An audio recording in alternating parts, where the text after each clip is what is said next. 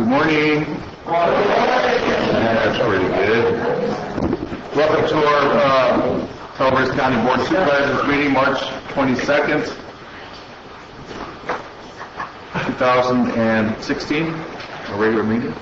Okay. All right. So at this time, please, can we stand for the Pledge of Allegiance?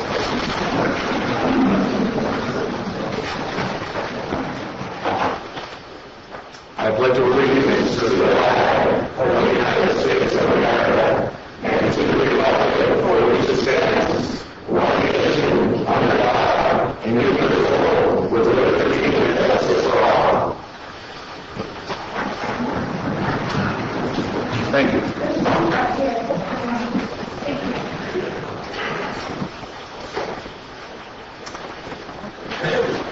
So to report out first, we had two closed session items pursuant to Government Code Section 54957.6, personal matter conference with Judy Hawkins, Deputy County Administrative Officer, Human Resources and Risk Management, regarding the Sheriff's Management Unit negotiations. Human Resources Director, board action, and there was no action taken. The second one was Public Employee Performance Evaluation, Government Code 54957, B1, title County Council, and there's no action taken as well. And I just want to make an announcement before we go into recognition and acknowledgments. We realize that there's contentious moments in here sometimes, and I just want to make it clear that today everybody will get an opportunity to speak. That's their right. And the speaking time for public comments is 3 minutes. And I ask that everybody be respectful to one another. We all have, everybody out here has their own opinion on things, and that's the way it is here in America. We're able to do that. It's a beautiful thing, right? So I'll ask that we be respectful. Give the person their 3 minutes. Please do not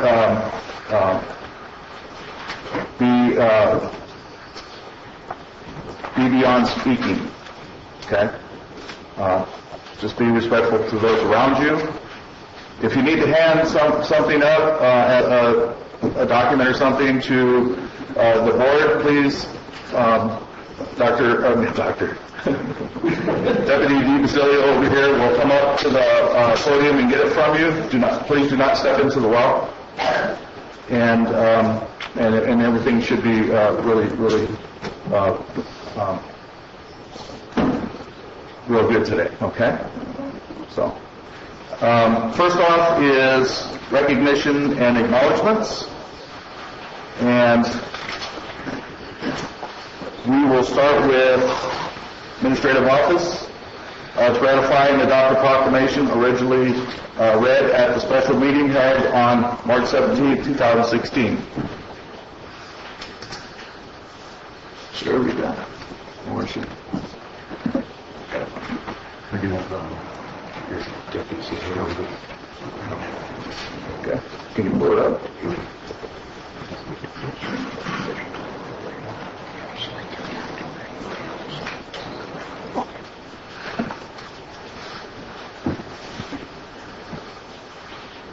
Okay, proclamation of Board of Supervisors.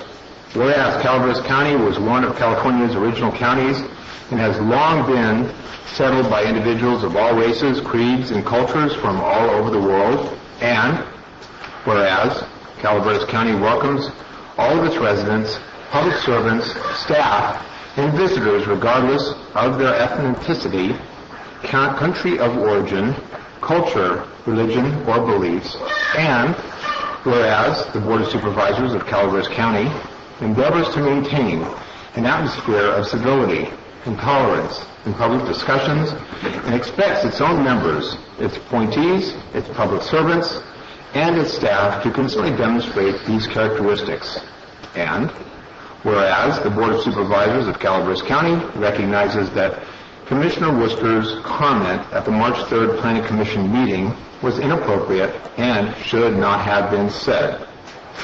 And whereas Commissioner Worcester acknowledges that he made a mistake, publicly apologized for his mistake at that following Planning Commission meeting, promised that a similar mistake would not happen again, and has no history of having ever made a similar mistake that would suggest a pattern of misconduct. And whereas Commissioner Worcester has habitually contributed extraordinary thought and effort to his work on the Calaveras County Planning Commission, and has, prior to this one mistake, consistently conducted himself with dignity and civility. And whereas Calaveras County is committed to fostering a public forum where everyone, regardless of where they come from, what they look like, or what they believe, can safely engage in passionate discourse without fear of harassment or bullying. Now therefore, be it proclaimed that the Board of Supervisors of Calaveras County this 22nd day of March 2016 will retain Commissioner Worcester on the Planning Commission given his apology, his spotless prior history as a Planning Commissioner, and his promise to not repeat this mistake. Be it further proclaimed that the Board of Supervisors of Calaveras County does hereby commit itself to taking additional steps, which shall include, but not be limited to, the provision of sensitivity, training for all elected and appointed officials, to ensure that all members of the public feel welcome, engaging the public discourse, and to help all county leaders and officials promote and model civility in government. Okay. So at this time, I'll be asking for public comments on this issue. You have 3 minutes.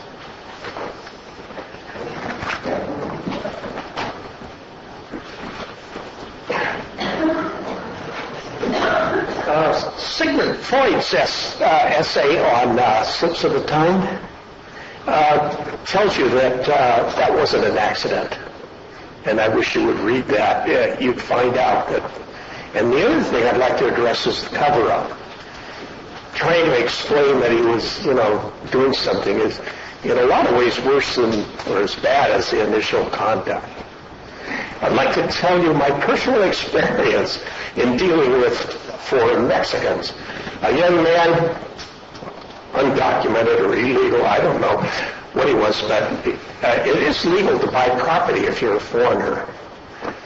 So he invested with me in a piece of property in Murphy's, and turns out he's a real hard-working guy, and we worked on the property.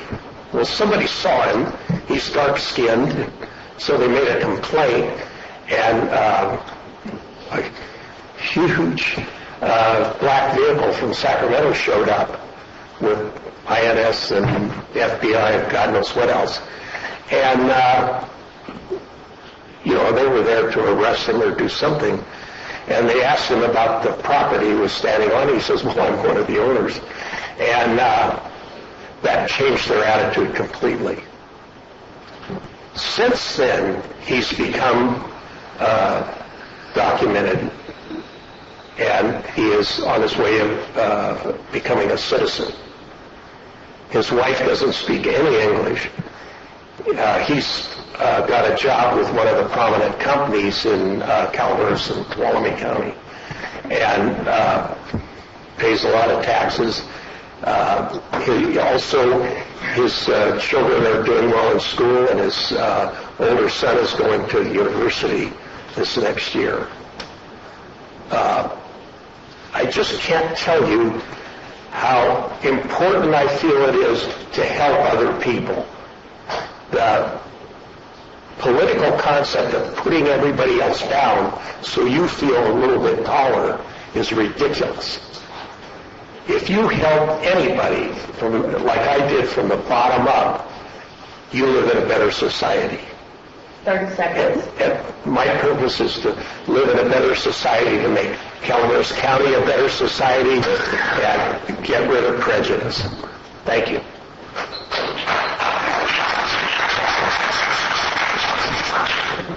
Good morning. My name is Tanya Dawson from Valley Springs, and I was at the meeting and heard what Commissioner Wooster said firsthand. He was pointing out a problem with how wording in a planning document would read. The change in wording can now include anything, including humans, and the wording, I believe, needs to be changed. The comment was not intended to be racist, and intent is what's important. Nothing can be done about people who have a knee-jerk reaction to choose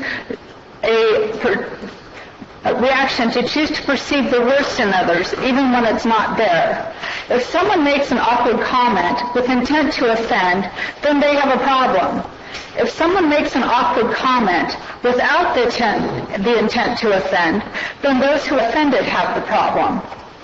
What I am offended by is a highly organized, highly self-righteous opportunist who seemed to be intentionally twisting what Commissioner Wooster said into something with a nefarious intent in order to remove him and replace him with one of their own invasive government proponents so they can regain control of the general plan. They resort to their typical despicable tactics, in this case the tactic of pick the target, freeze it, personalize it, and polarize it. We've seen how they've operated over the last several years. We are on to them now, and we will expose them every chance we get. Thank you.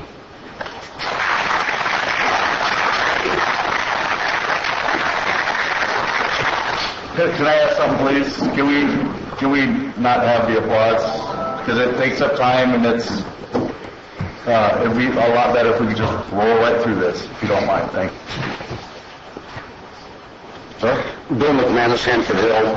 I'm not here today to talk about Commissioner Wooster and what has transpired before. As far as I'm concerned, the issue was settled at the conclusion of his heartfelt and genuine apology.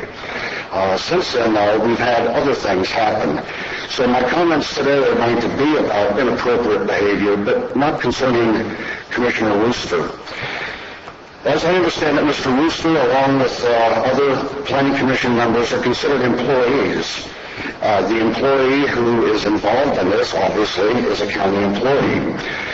To my way of thinking, what normally happens in corporate America, and I think in government, is disputes between employees should follow policy designed to resolve disputes between employees. That involves filing a grievance with your supervisor or notifying your supervisor.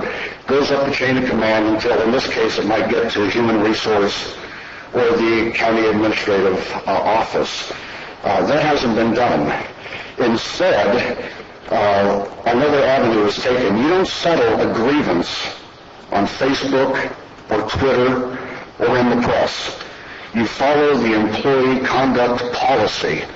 None of this should be occurring right now. If people had performed as they're supposed to as an employee and had been responsible, I ask that the county administrative officer, human resource, or whatever other department might be involved, review Mr. Magana's behavior to determine if he has violated set policy, and if so, recommend appropriate disciplinary action. And this is the nature of inappropriate behavior that concerns me at this point. Thank you very much.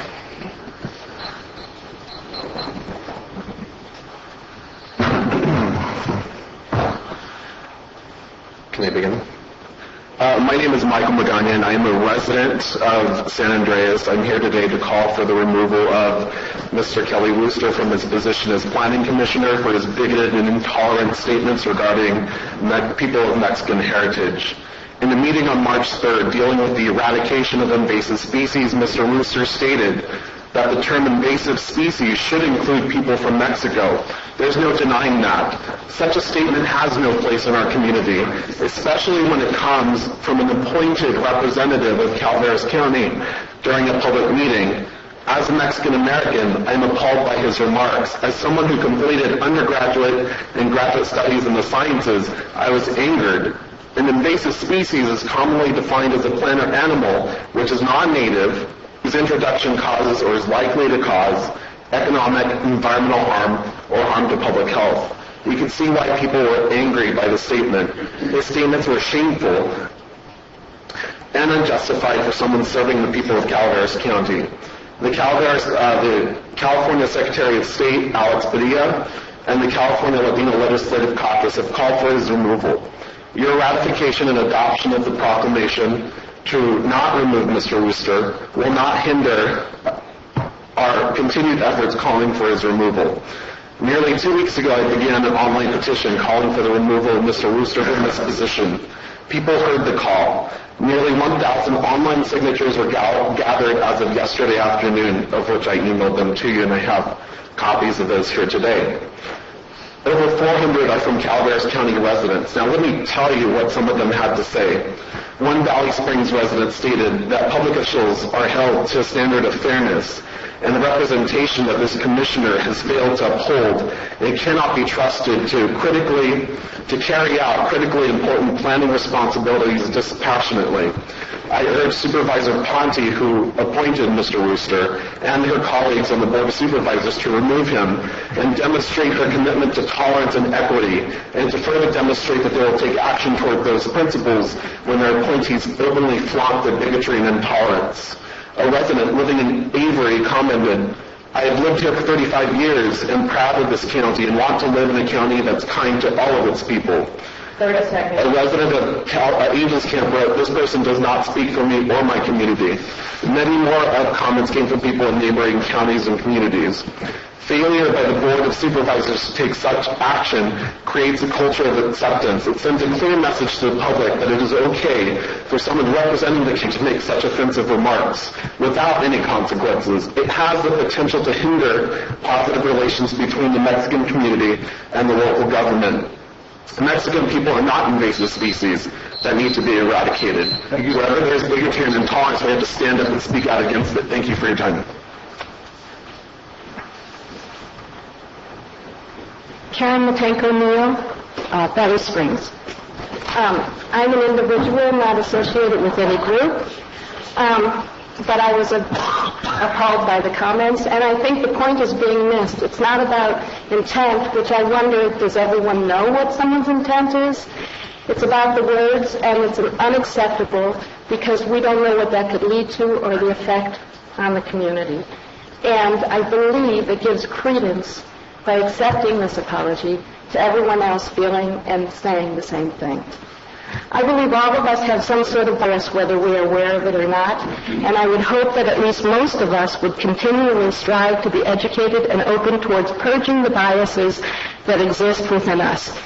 I don't know what sensitivity training is, but if you all go to the Museum of Tolerance in Southern California, you'll learn that we all have biases, and we have to continually educate ourselves not to get rid of them. We have to have an open forum, an educated group of people, and I would urge you to expand the group of people being represented in our government. I think the perfect action would have been taking Wooster off of the Planning Commission and putting on someone who is of Latino American background. We do not have diversity here as far as I can tell. But I don't know. I'm sorry. I apologize for that. I don't know exactly if we do. But then I know that we would be fairly represented. Although I believe Wooster may have learned much from his recent comments, I would hope that your meeting did not ratify the proclamation before you today, which in essence excuses Wooster's hurtful words and bias. The proclamation gives credence to the hidden biases that people refuse to face. The forum of a government meeting is not the time and place to face those biases. Sensitivity training for employees is not good enough to satisfy this public. The government needs to make a statement about the rights of all people in this county. And when you say everyone is welcome in the proclamation, it's not that people are welcome to be here. This is who we are. We are the county, all of us, in our diversity. So I'm a little unsure about the wording in your proclamation as well. The government needs to make a statement about the rights of all people in this county. How can the government agencies go forward with the community feeling distrust that Wooster's words, the Planning Commission's acceptance of his apology, and the Supervisors' proclamation, which also accepts Wooster's? I am not Latino. I do not want to lose the Latino people from my county or the community teamwork that now exists between many of us. The overall message I take from the actions and inactions by our local government in regards to Kelly Wooster point to this possibility and point to the promotion of other people feeling they can believe in the same thing. Okay.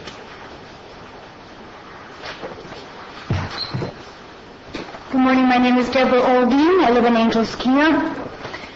I was personally dismayed, deeply dismayed, by what I discovered when I viewed the videotape of that meeting in question. The comments that Commissioner Wooster made were blatantly racist and had no place in the conversation regarding landscaping or any other conversation regarding the planning for anything that had to do with the county affair. What was just as shocking to me was the response by the remaining commission members. Their laughter only chose to support and reinforce his outrageous comment. As a mother, grandmother, and aunt of a wonderfully diverse, well-educated, and talented family, I am outraged.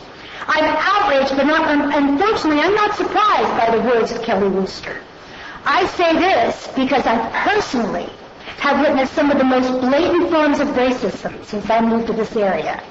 I have witnessed a noose in a tree right across the street from Bret Harte High School. And when I called the local police department, they asked me what they could do about it. Freedom of expression. I had a clamper make race comments about blacks in McDonald's, for which I had to very quickly show him by just showing him the photographs in my photo album on my phone, the wonderful diversity that's in my family. My son-in-law holding 2 masters, a PhD, and working for the governor of the state of Washington. My children, my grandchildren, all college educated. I'm here because I need to be an example to my family. I'm also an example of the true patchwork that is our United States and what our forefathers have intended. Mr. Wooster's actions were not a mistake, but a symptom of an underlying core belief. To ratify a decision to allow Kelly Wooster to remain on the commission also sets an example that sends a clear message that bigotry and racism is still alive and well and is acceptable in Calaveras County. Is this the message we truly want to portray? 30 seconds. Thank you. Good morning, Mark Bolger from Mountain Ranch. I'm not here today to tell anyone how to tailor their emotions towards or response to Commissioner Wooster's comments.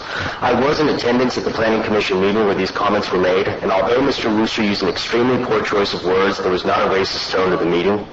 Mr. Wooster's failed attempt to point out the vagaries of certain language being proposed for the general plan has unfortunately become a strain on our county's officials and time and resources. I've had the chance to discuss several important issues in regards to our county with Commissioner Wooster, and have found his approach on these and all other issues to be methodical and attentive. I think I'm stating the obvious when I say that all human beings are fallible, and this is a prime example of that. But Mr. Wooster has apologized for his insensitive comment, and I believe it's time to move on. The board's proclamation and the institution of sensitivity training for county employees is a step in the right direction to ensure that a situation like this does not arise again. Not everyone here took the same drive that I did this morning. Many have forgotten or may be unaware of the complete and utter devastation that occurred last fall from the Butte fire, leaving a large portion of our county in shambles. And I regret to say much of District 2 will unfortunately be this way for years to come. The prolonging of this issue has become one more roadblock on the path of recovery this county desperately can't afford. Lastly, I would respectfully ask the Latino Legislative Caucus to reconsider their statements about Calaveras County. Of the multitude of people I know and associate with in this county, none are racist or have any ill will towards any ethnicity or creed. The integrity of the residents of Calaveras is second to none, and it pains me to see my family, friends, and neighbors, along with 45,000 other residents, be demeaned because of the words of one man. People within and from without this county have every right to be upset if they so choose, but don't let this situation detract from so many other important issues this county is facing. Thank you. Hi, Brad Wolfman from Angels Camp. I just want to say that I'm sure everybody in this room said something that they regret at some point in time in their life. Kelly Wooster apologized for what he said. I take that apology. I accept it. And Mark just said this county's burnt out right now. We got a general plan we need to get to. We don't really have time for this kind of stuff. I'd like to just get back to work. I accept Kelly Wooster's apology, and I'd like to see peace and civility. Thank you.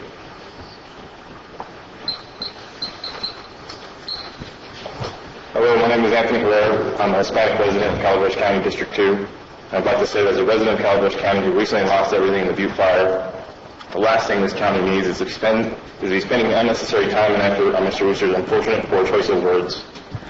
We should be more focused on the recovery of our county and our community and some of the more important topics at hand that are going to help our economy, not hurt it. Thank you.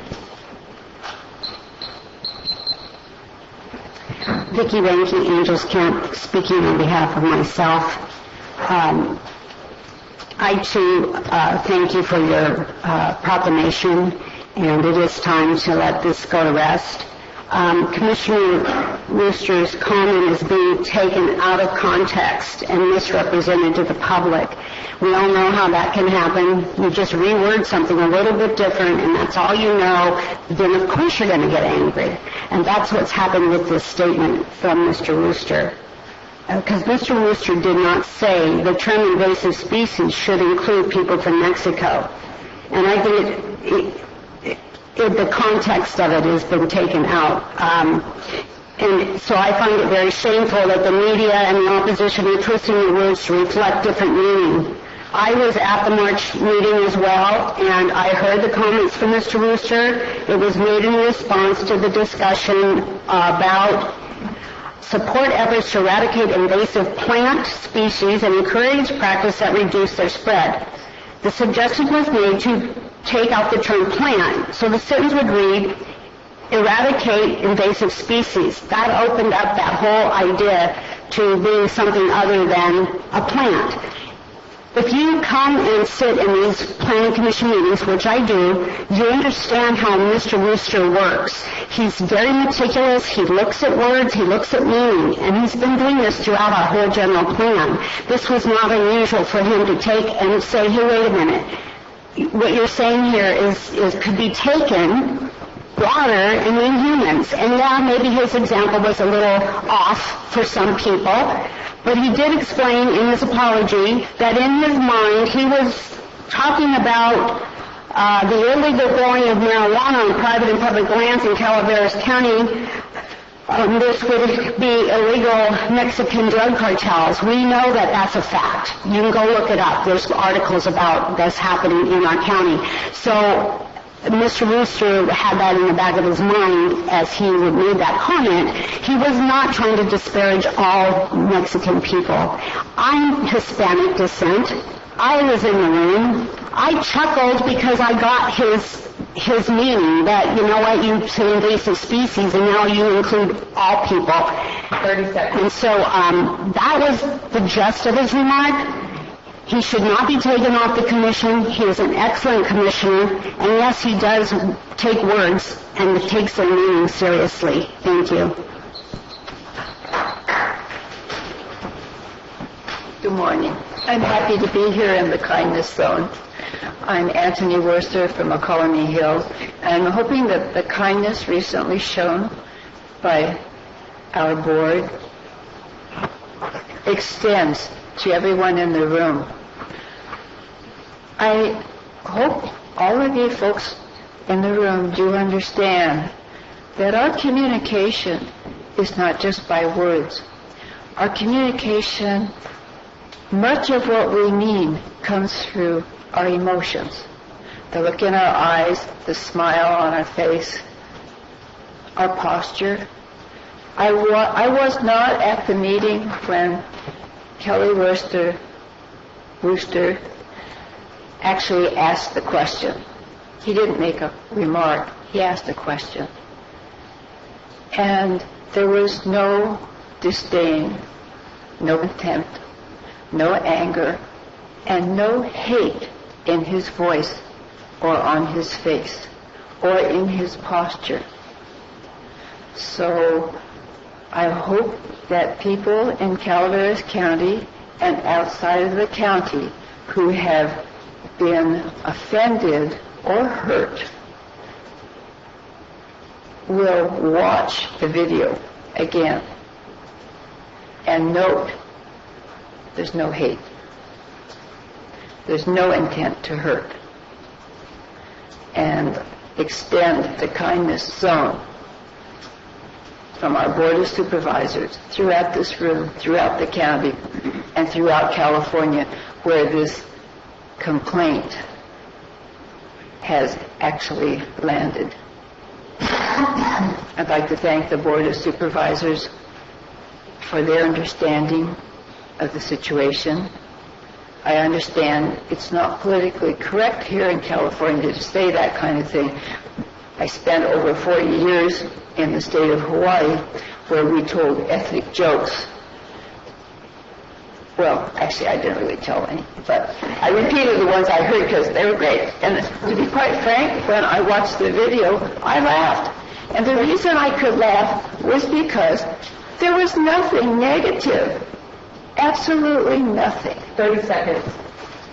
So, in Hawaii, people accept all the other ethnicities. They like each other and they kid each other.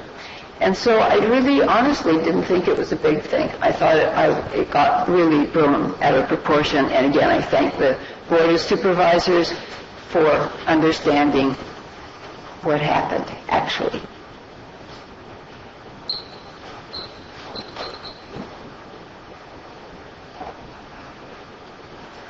Good morning. My name is David Aguilar. I'm a citizen of this great county.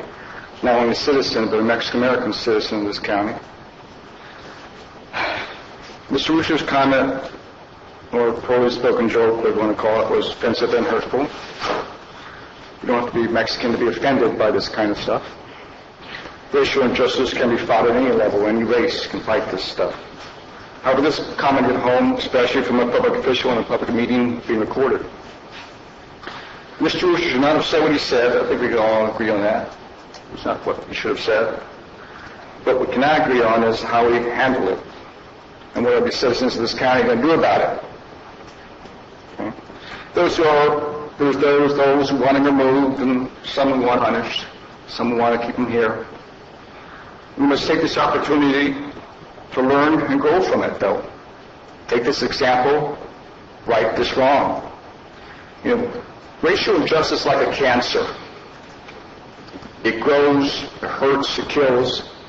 But like a cancer, if you cut out the cancer from the body, you can save the body. Wouldn't it be nice to find a cure and save the world? So our county just suffered a great fire. We survived. We stood shoulder to shoulder next to each other, black, white, brown. It didn't matter who you were. You were neighbors. You helped each other. We came together as a county. And that's what this county does. We don't need outside forces coming in here to tell us how to handle this. We can take care of our own. I'm sure they're sincere. I'm sure they have the right motives. But this is Calaveras County. It's just the redskin issue. You know, we are proud Redskins here. My kids were proud Redskins. We're not black, white, brown Redskins. We're Redskins. And people come out from the county and say, we can't use that offensive term. Well, how many Redskins are here in this county are proud of being Redskins? You know, same thing. This is Calaveras County. We'll handle this ourselves. We stand shoulder to shoulder like the fire, and we take care of this. So I commend this board for tackling this issue. I think Mr. Wooster should stay on the board. So there are some offended by this and want to remove, have it on the agenda. That's fine too. 30 seconds. This is Easter. I'll cut right down the chase. Mr. Wooster, I forgive you. It's in Easter. We have to remind the forgiveness, the commandments, some of the man of faith. The main thing is that man on the cross, his last words were forgiveness. And people were killing him. Didn't say stupid words. So if he can forgive people who are trying to kill him, I can forgive this man for his comments. I think we're moving on, deal with it, let us deal with it, and outside force we stay away. And that pioneer spirit of this county, thank you.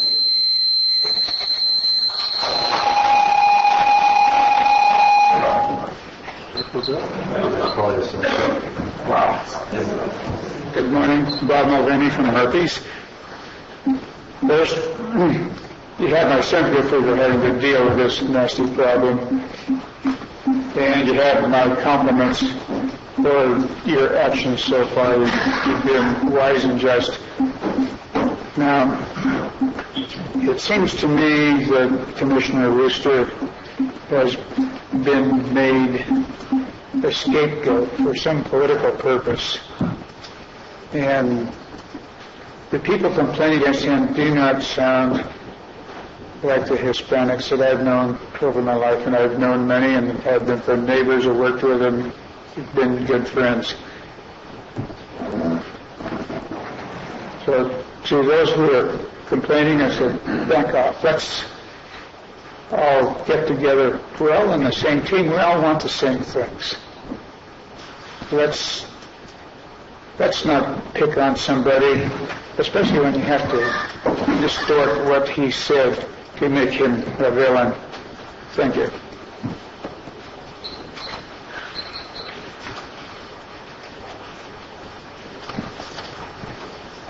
My name is Ashley, and I'm from District 2, Wilseyville.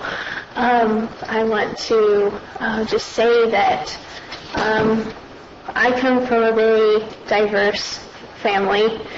You name it, we've got it.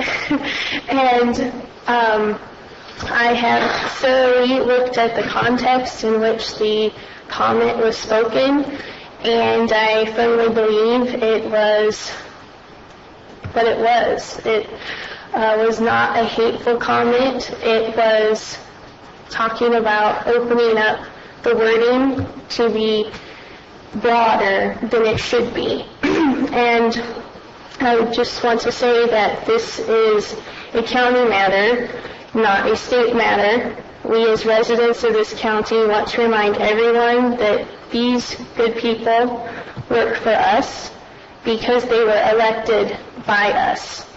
And this is our issue and no one else's.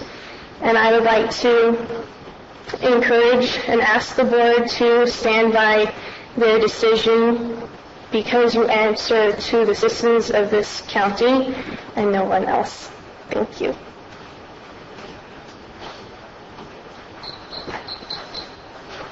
My name is Bea Whitten. I live in West Point, and I want to thank you for your decision. You are our elected officials, and I stand behind you 100%. And I would say to everyone in this room, I don't think there's one person here that's never made a mistake. And we must be loving and forgiving.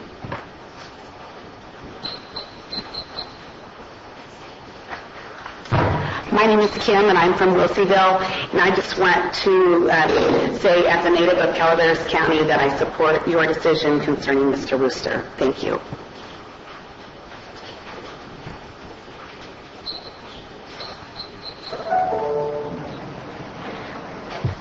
My name's Bonnie Newman. I'm from Double Springs. And this issue brought up something in my past, and I felt compelled to come up and talk to you about it.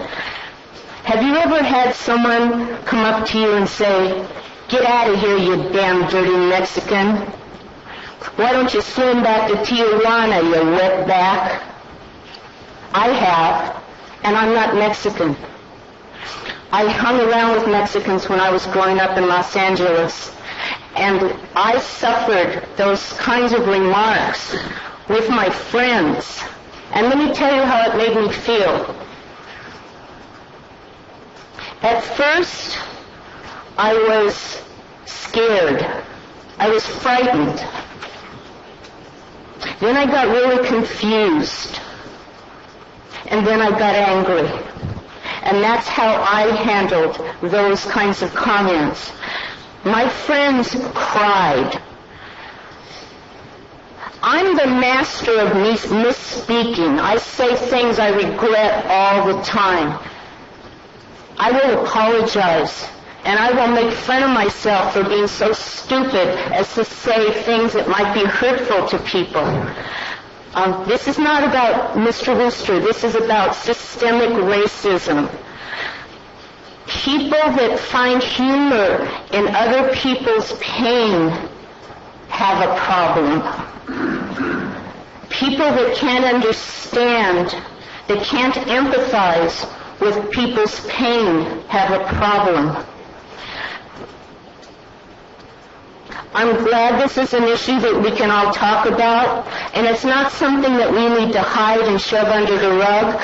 It's all over our United States. It's not just Calaveras County dealing with this. We have a supposed presidential candidate who's making these same hurtful, insensitive, stupid statements.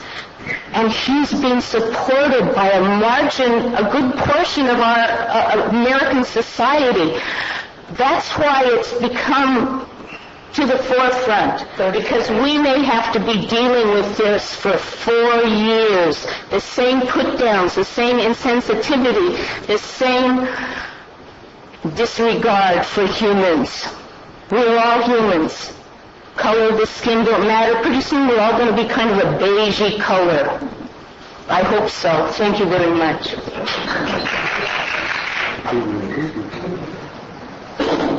Tom Liberty, Mountain Ranch. We live in extreme times. Everything is very polarized. Feelings of ambivalence don't seem to be understood. I have feelings of ambivalence on this issue. On one hand, public officials at the highest levels of our government, as well as some of those seeking public office, as was just mentioned, regularly spew offensive and divisive rhetoric. On the other hand, there are individuals and groups who seem to go out of their way today to try to find something to be offended by or outraged about. It's almost as if we're engaged in some kind of competition designed to establish who is the biggest victim. If there's nothing on a particular day that offends them on a personal level, they look for somebody else for whom they can be offended on their behalf. Class privilege and race privilege, which rightfully do need to be pushed aside, are being replaced with an odd kind of victim privilege.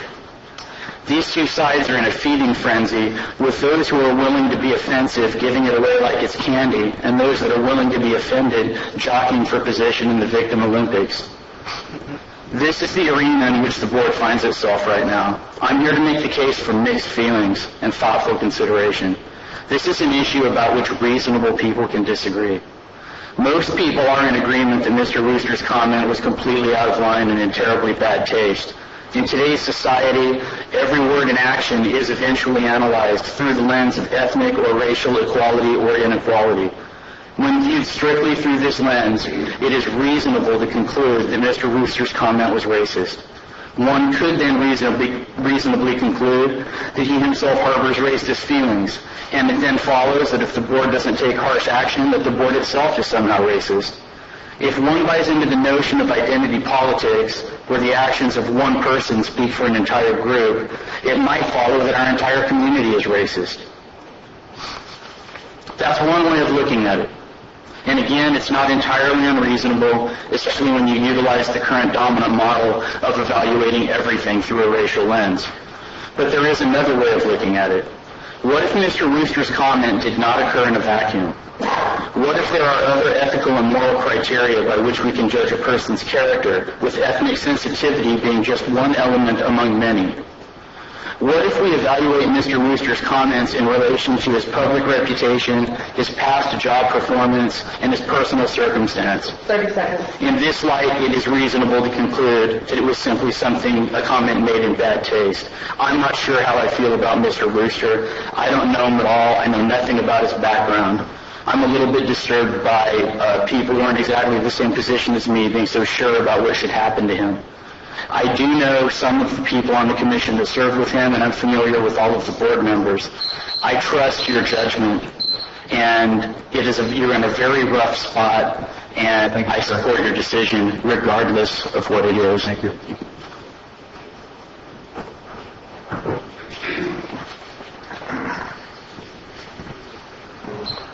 I'm George Fry, and I live here in San Andreas. I support your decision. I know a little bit about Kelly Wooster. I know that he went to law school at Cal, at Bolt Hall. I know that he practiced for over 30 years in San Francisco. I find him to be extremely smart, extremely meticulous, And I think that goes along with the fact that he is a good lawyer and he's able to dissect things. I think he's a real plus to the Planning Commission. I think that you as board members have selected really good members of the Planning Commission.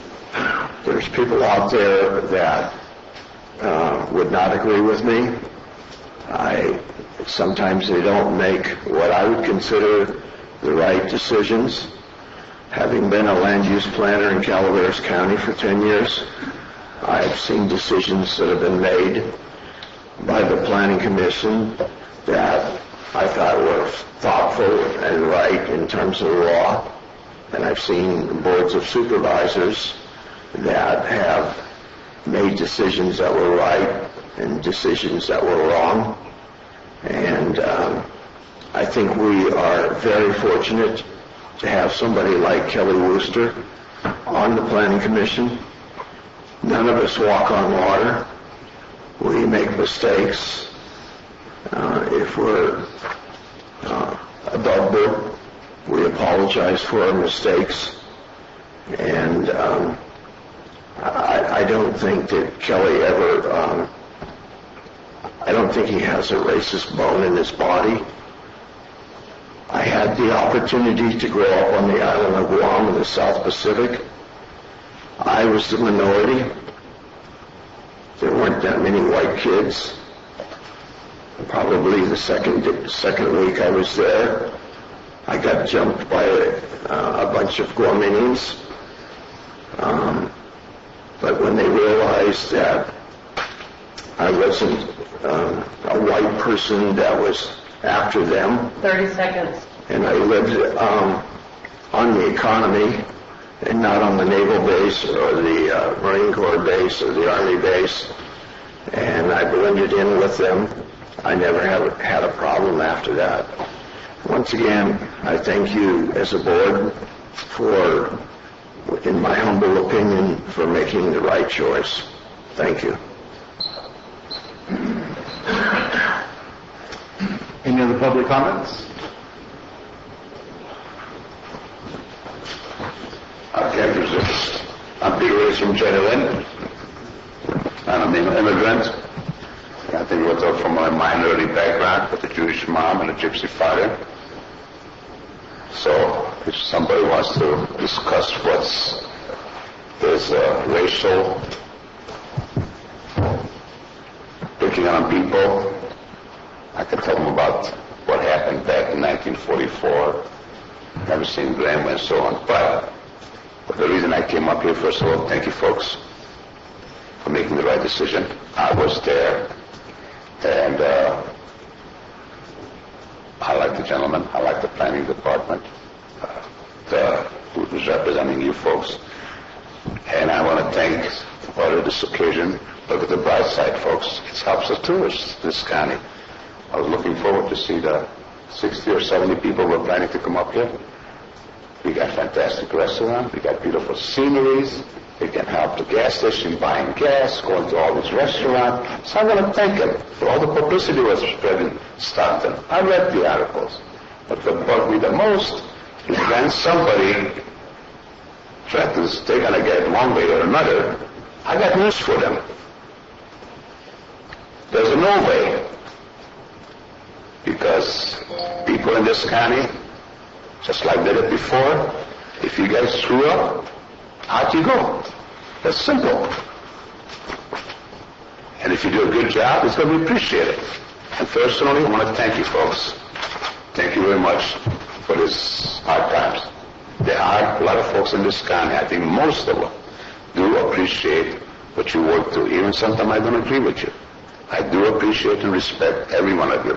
Thank you.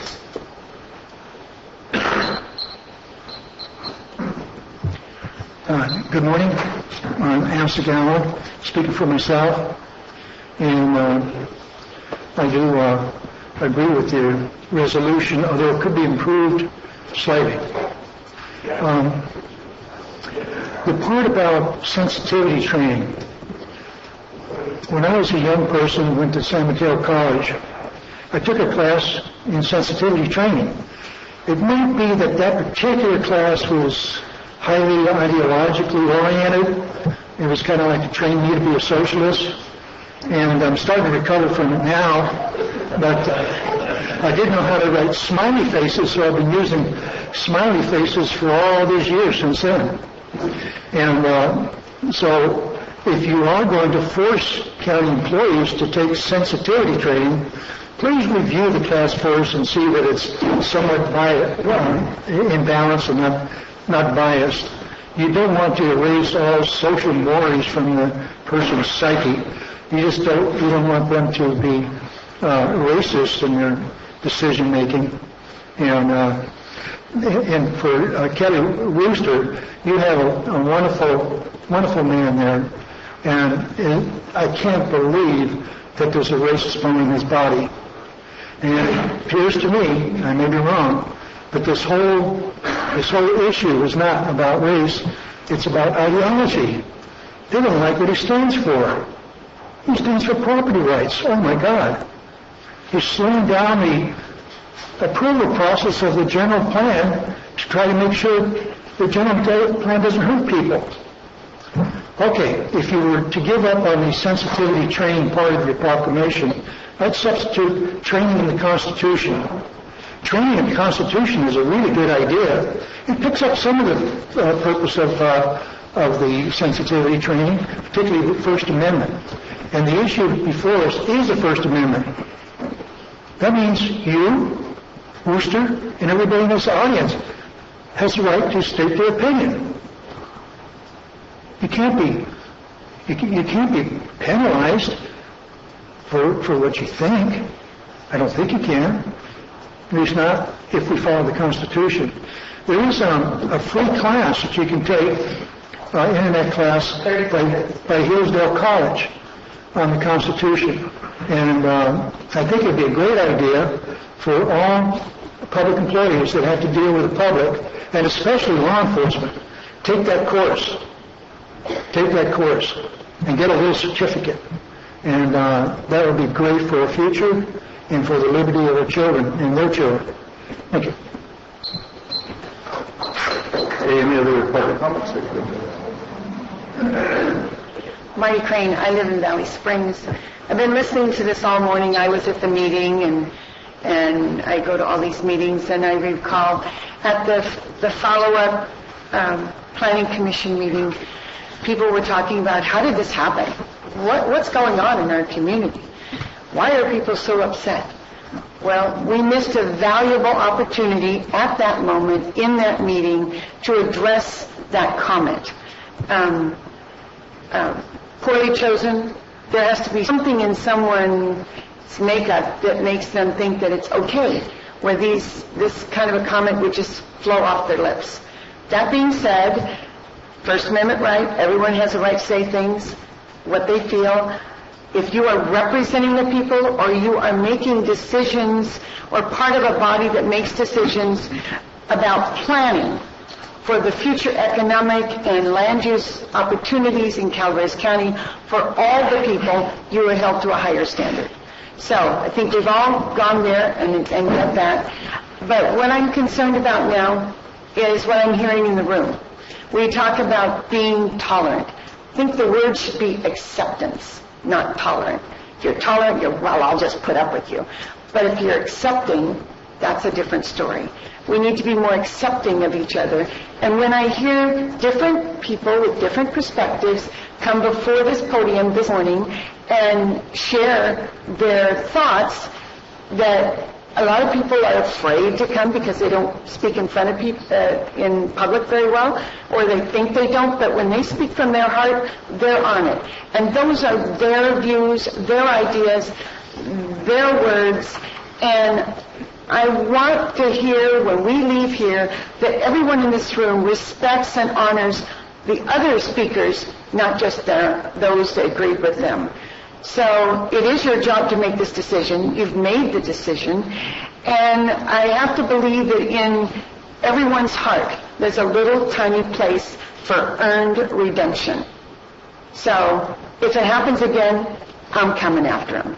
We're on alert now. We get it. We have to be more careful with our choice of words because we are, in fact, representing and supposedly speaking for all the people. Thank you. Any other public comments? Okay, then we'll move on. Any board comments on this? No? Okay. I have a comment. So, I've had a lot of time to reflect on this, and there is no easy answer. However, I cannot vote yes on this proclamation today. I find that Mr. Wooster's comments were unacceptable, and there's only one way to resolve this issue. There's only one way to move on, and I think that Mr. Wooster knows that. And so I'm calling on Mr. Wooster to resign and do what's right for the county, so there's not more harm brought to the county.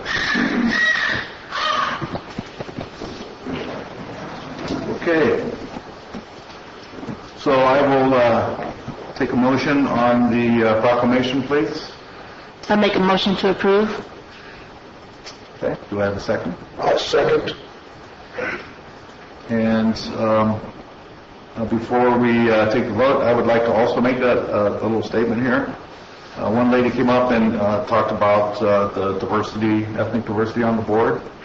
I am Hispanic, and so is the rest of my family, actually. I am well aware of ethnic diversity, but I also know that I'm board chair here, and this is my second term as board chair in Calaveras County. That has never happened before, not because of my ethnicity, but because of who I am as a person. And so I can tell you right now, I choose civility over everything because I am tired of fighting about everything. And I think that the way forward is through education and reaching out to each other and understanding each other. And Marty was talking about from the heart. That's exactly right. From the heart. So not everybody's the same. Not everybody's perfect. I do not agree with the words that came out of Mr. Wooster's mouth. But I have been through many a situation where I didn't agree with a lot of people. And a lot of people don't agree with me. That's what makes our country just great, because we can agree to disagree. I didn't feel offended by this situation.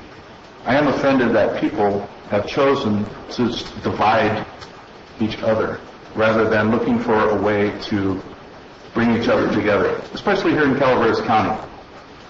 And it's my choice today to accept this proclamation because it's a way of us coming together and working together and finding ways to work out things together. If we choose to throw somebody in the ditch, how is that working it out together? That causes division. I'm not about division at all. And so I am in favor of our proclamation because it chooses civility. And I hope that actually that we can be an example for the rest of the country, because there is a lot of crazy stuff going on, which it seems to intend to divide people. But if we stick together here in Calaveras County and work with each other, we can overcome that here, and we can be the example. So I will ask for the vote, please. All in favor? Aye. Opposed? No. Okay. Thank you. So.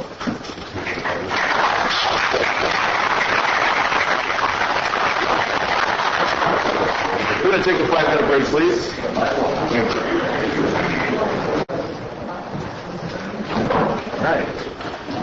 All right, so we're going to resume our meeting with a recognition and acknowledgments, and Supervisor Wright will present to the first 5 Calaveras. Okay, come on up. Come on, all 3. So they deserve the recognition. Thank you. Thank you. Come on. Okay. Very good. Very good. So it's my honor. I serve on the first 5 commissions, and it has been quite an honor and a privilege, and actually it's kind of fun, but that's unusual again. So I have to say it's a great commission. I'm proud to be part of that, and some of the reasons proclamation. A proclamation declaring April 2016 as Child Abuse Prevention Month in Calaveras County. Whereas children are the future of Calaveras County and deserve our most committed support and protection, and whereas child abuse occurs when people find themselves in stressful situations without community resources and the lack of knowledge and skills to effectively cope. And whereas child abuse includes general and severe neglect, physical, sexual, and emotional abuse. And whereas child abuse and neglect increase the likelihood of long-term physical and mental health problems, alcohol and substance abuse, continued family violence, and criminal behavior. And whereas research shows that parents and caregivers who seek help in times of trouble are more resilient and better able to provide safety and nurturing for their children. And whereas as a community, each of us is tasked with making children a top priority and taking appropriate action to stop the cycle of abuse that destroys the lives of those affected. Now, therefore, being proclaimed that the Board of Supervisors, County of Calaveras, this 22nd day of March 2016, do hereby declare April 2016 as Child Abuse Prevention Month in County of Calaveras. We have to do public comment and get the vote first before we can actually reply on it. But I just have to say thank you so much, and Pastor Over. I really appreciate all the work you're doing. Thanks, Joyce, for standing there. And if you guys like to say something before we wrap up, or you take over.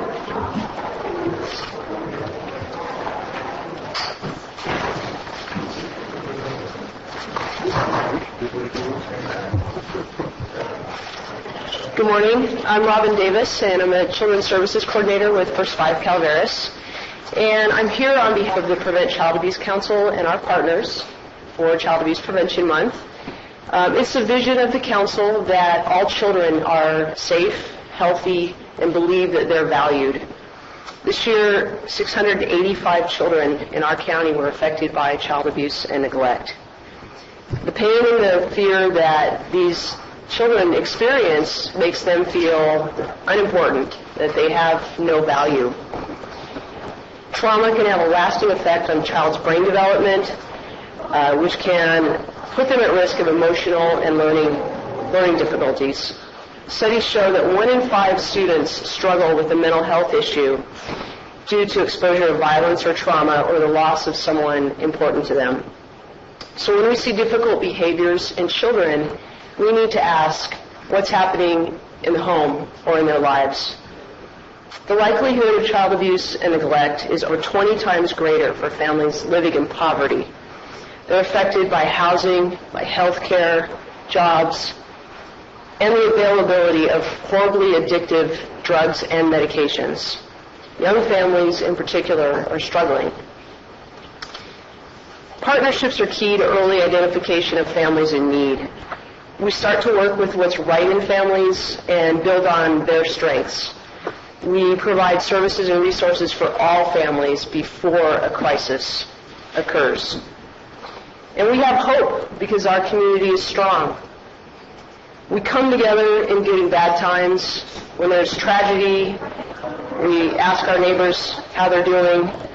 With the impact of the Butte fire, people stepped up to volunteer, to organize, to plan fundraisers, to make donations, to feed each other, and again, to just help for the helpers in need. And this is the action that we need to uplift families who are struggling to care for their children in healthy ways. They're struggling to find work or to put food on the table. We now have more parents that are serving on the Prevent Child Abuse Council, on school boards, volunteering and attending family events, parenting workshops, and just being a positive support to other parents and asking, how are you doing? How can I help you? These networks of support are essential to isolated families, and this is how we end child abuse.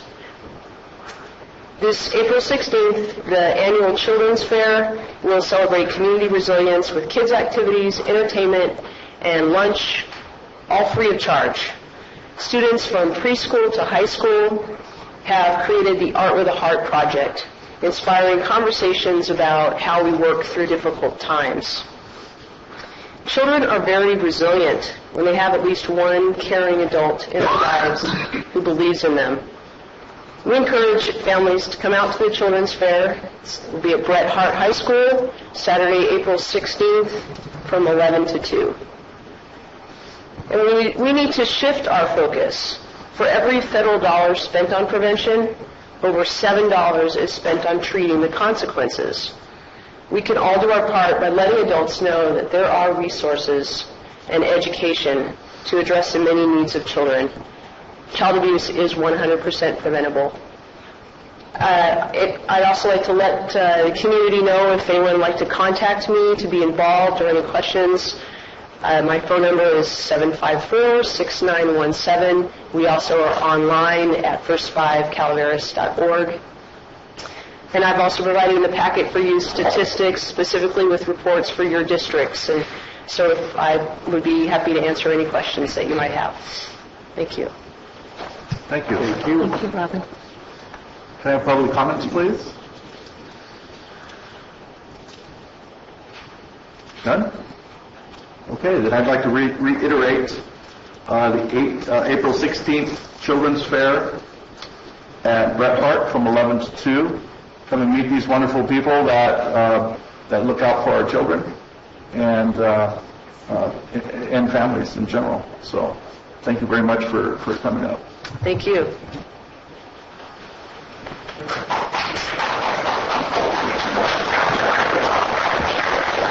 Okay, so make a motion to approve. Motion. Oh, yeah. I'll make a motion to approve the resolution. Second motion. All right, so we have a motion by Supervisor Wright, second by Supervisor Kearney. All in favor? Aye. Thank you. Thank you for bringing it to us. All right, we're going to go into public comments. Any item of interest to the public that is within subject matter jurisdiction of the board and is not posted on the consent or regular agenda items may be addressed during the public comment period. California law prohibits boards from taking action on any matter which is not posted on the agenda. Unless it is determined to be an emergency by the Board of Supervisors. If public comment is completed before the 30-minute allotted time period, the board may immediately move the regular agenda. If public comment is not completed during the allotted time period, it will be continued at the conclusion of the consent agenda in order to provide an opportunity for the remainder of the comments to be heard. And look what we have. Go ahead. Hi, I'm Johnny Bell. I'm from the Colony Hill 4-H Club. I have been in 4-H for about 8 years now, and our most recent project that we got into is swine. Okay. I said swine. Thank you for supporting 4-H.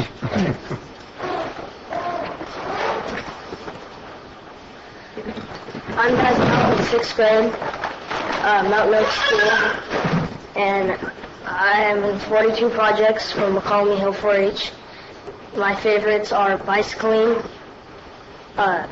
goats, pigs, and I want to thank you for supporting our county 4-H clubs. Oh, and riding at night without a helmet, apparently, right? So.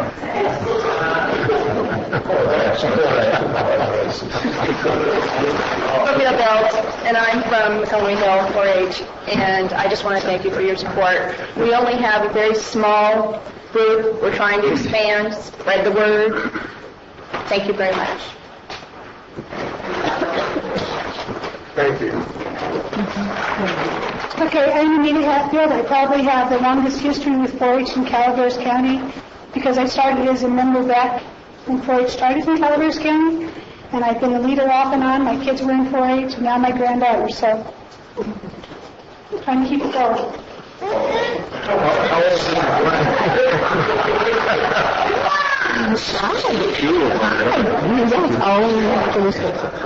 How old is your grandma?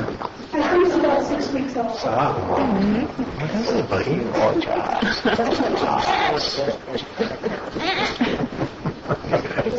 I'm Cleo Osgood. I'm actually her granddaughter. And I've been in 4-H almost 2 years now, 2 years out of July. I'm with West Point 4-H, and I'm in turkeys and swine with this 4-H. Last year I was in public speaking and cooking. And yes, thank you for supporting 4-H. All right, great. How old?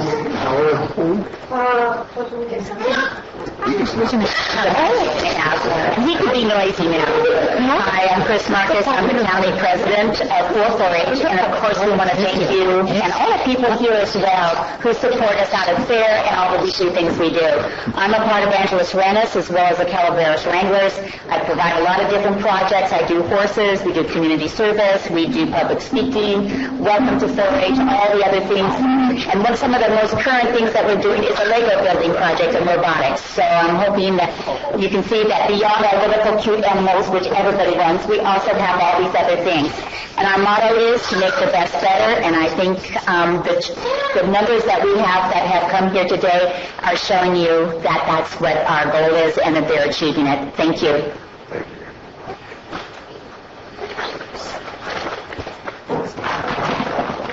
My name is Kenny Reed. I've been in 4-H. This is my 14th year, and I do just pigs this year.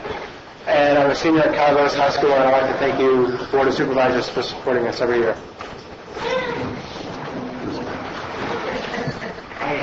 Thank you very much. So just a little announcement about Kenny Reed here. Kenny Reed is now a proud 4-H All-Star. So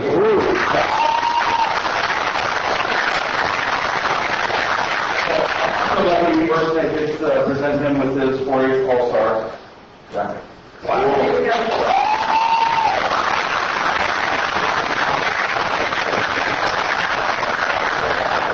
Let's see your jacket. Yeah, congratulations. Wow, good to meet you. That's cool. Right on.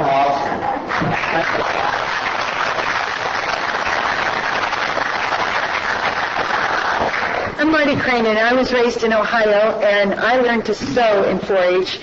And sadly, they did not have all-star jackets for seamstresses. But nonetheless, there is so much that surrounds the program of 4-H, and it is all about Calaveras. So please spread the word. And I have to say, everyone should look forward to the honor that I received last year to kiss the pig in the thunder.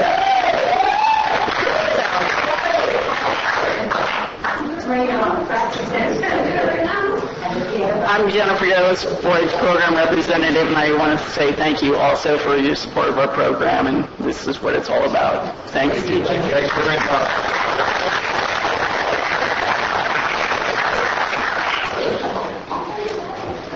Any other public comments?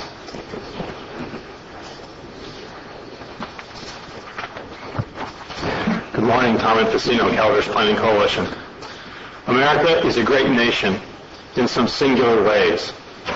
In the great courage of her warriors, in the strong faith of her believers, in the hard work of her laborers. Even more so, America's true greatness rests not merely on her singularities, but also on her elegantly balanced dualities.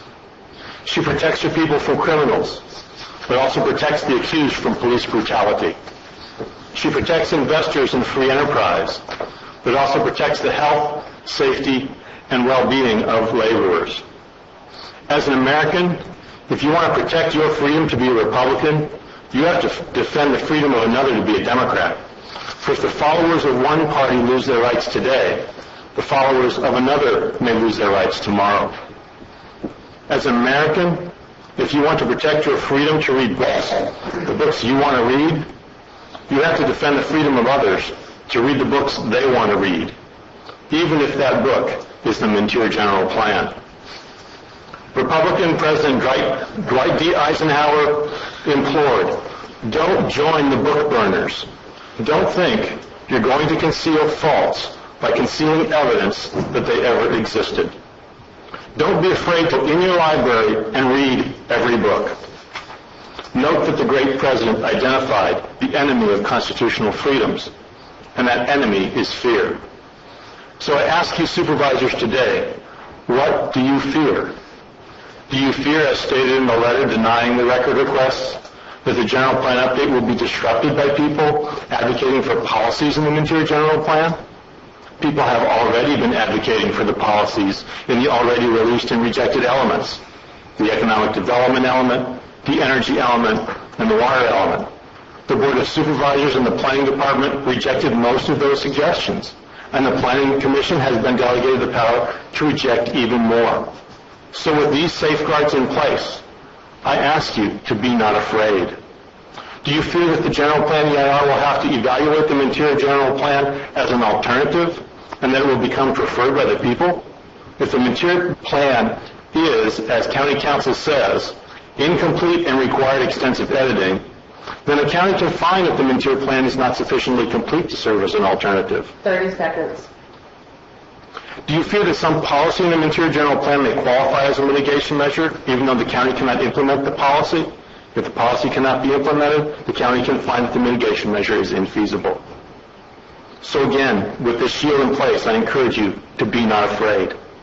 Please give the people the Mintier General Plan they paid for with their time and their effort and their taxes. Thank you. God bless you, and God bless the good people of Calaveras County.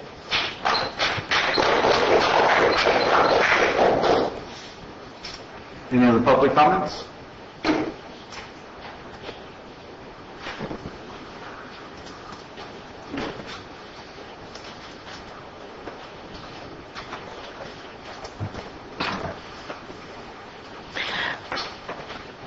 Bonnie Newman from Double Springs. Okay, I almost forgot what I'd come to talk to you about. I've had this concept to save Calaveras County some money, make things more equitable, and my suggestion would be that all county employees need to go back to the wages they were making 7 years ago. Yes, even you need to make the wages you made 7 years ago. The road department should be making the wages they made 7 years ago. Even the sheriff's department needs to revert back to the wages they made 7 years ago. Even home care workers. Oh, wait. Home care workers are making the wages they made 7 years ago.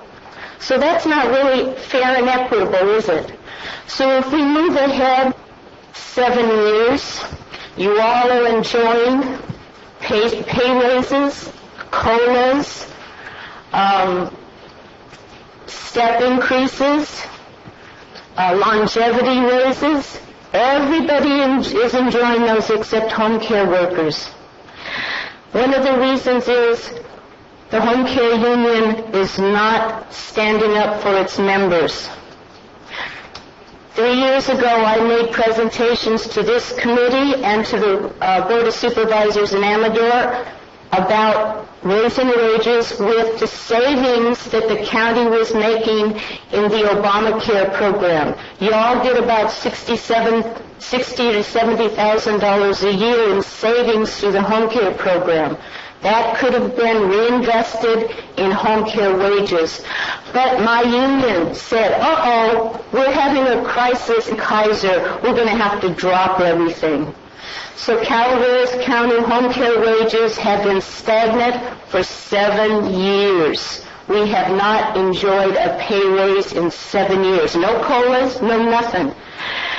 I'm imploring you to direct your county official, Judy Hawkins, to contact our union, SEIU 2015, to begin contract negotiations. We know the budget is going to be formalized in the next few months.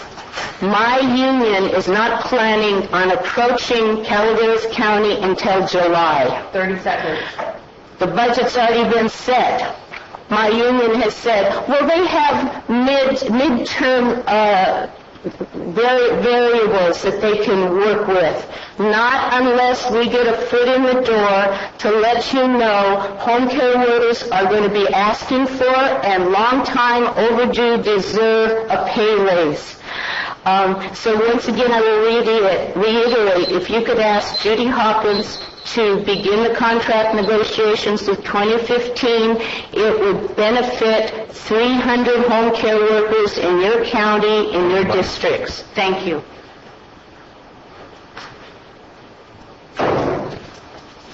Good morning. I'm Peter Reyes from General. I'm glad Bonnie spoke up about money and so on. Just came to my attention the state that had a whole bunch of surplus money. The way they do bookkeeping, well, he just made official $175.1 billion in a hole. Also, I want to bring up something that was discussed indirectly. Governor Brown proposing a wall built in California. I just hope that this county is going to be the outside of the wall, not inside of the wall. You like it or not, you're not spending my money or your money. I'm an old fogey, SOB, sweet old buzzard. You're spending money that we don't have, but $19 trillion in a hole, without publicly disclosing what it's cost to service $19 trillion. You know who's going to get stuck with that stuff? Your grandkids. There was some comparison what $1 trillion is, how far it goes up if you lay down dollar bills, a moon and back and so on. I don't have a concept of what $19 trillion is. The only thing we can do is maybe we can do something about it, and instead of rewarding folks in the public sector, they're going to get a reality, not this year but next year, because the good, generous folks in Sacramento, they're running out of money. But make sure that compensation is not for intention. Compensation should be what was accomplished. I hear wonderful speaking for the good stuff, but I like to see it break down the cost and benefit analysis like you would do in your own business. I kind of dislike hypocrisy in any form or matter. I don't like the shakedown that truck drivers get to do the work out here, whatever form. I don't like hypocrisies when we all have to pay extra money for food to go up here. 30 seconds. The AB 32, the clean trucks, that's what's running up and down, and it's not publicized. So, folks, in the long run, it's always better to be straightforward and honest about it. It's going to come back sooner or later. And, but just a couple of things that when you get, make sure you get your money. As a taxpayers, I'm talking about. Most of you been working class taxpayers before. Thank you. Okay. Any other public comments? All right. Let's move on to our regular agenda. So we have admin office is going to do the Department heads, Kelly, OES, FEMA update for the fire recovery. Real quickly, we are moving forward in our recovery efforts. I know we have Mel Knight here, and Sharon Torrance as our PIO as well, and many other department heads, of course, welcome to come up and join this topic today. Jason Baker is out of the area right now in another meeting, so Mel Knight is here to talk a little bit about the debris removal. Just very quickly for the board's information, the DROC, or Disaster Recovery Operations Center, is essentially moved to the back chambers here, and will be here until they are complete with their tasks at this point. They've moved out of the building they were in San Andreas, I believe.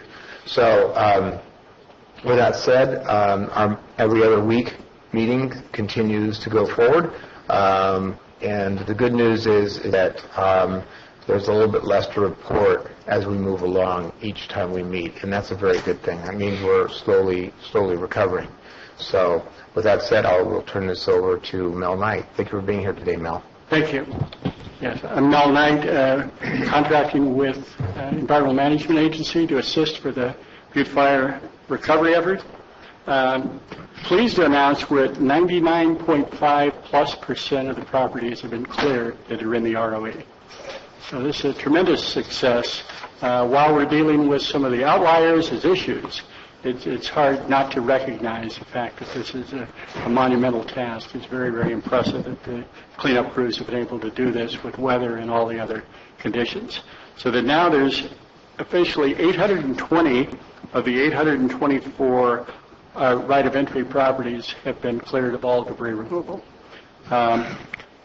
Near 700 have cleared soil samples, and expecting with lab results to be returned in a 2-week turnaround time. That should be resolved very quickly as well.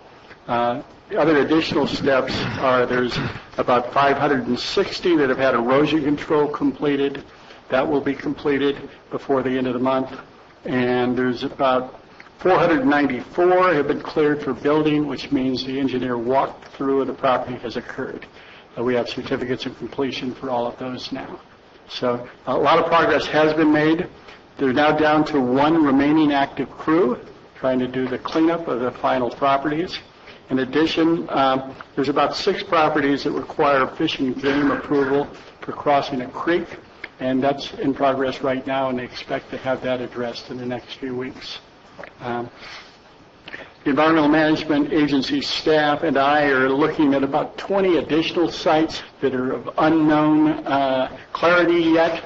Some issues of access, some issues of self-certification, and other issues are going on, but we expect to have those resolved in the next few weeks. It looks like what we've talked about in the past of having nuisance abatement actions required still may be required, but it looks like it will be very, very few properties. We're hoping to get that down to less than half a dozen. We're fortunate there. And we're working with the code enforcement as well as with the council's office in that area. Crews expect to be active in the area for at least the next few weeks on these final clearance and activities.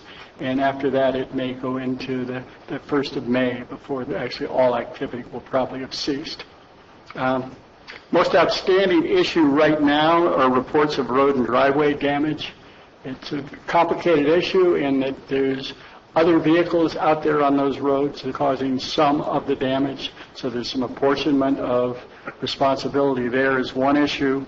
There's also prior condition issues that have been brought up, and there's the issue of there's some limits of emergency authority, meaning that the FEMA and OES authority generally only extends to emergency actions and not necessarily permanent repairs.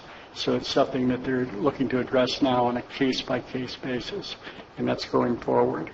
I would like to, while I see Sharon in the room, she's been so helpful on trying to make sure that the messages are getting out to the public. We would have never been able to reach 800+ parties on this without the assistance of the Public Information Office, and it's been invaluable. With that, if I can address any questions or issues, I'd be happy to. I would just like to point out that I know that Jason is working with a statewide team on forming a process for something like this in the future for cleanup and that sort of thing. And I think that it might be a consideration that they think about, you were talking about the road damage and things like that. On private property, I would imagine that people are going to be less likely to give that right of entry if their roads that they had in good standing became damaged during this process, and people find then not being repaired after for the good of the environmental process. And I think that that might be want to be a consideration, because what we need is cooperation in situations like this, and people being made whole if there is an issue. Yeah, that's a very contentious issue now. You're mentioning the statewide team, and Brian and myself and Jason have all been active in a statewide Directors of Environmental Health group over the years. And that's, in fact, who has sent me up here to assist.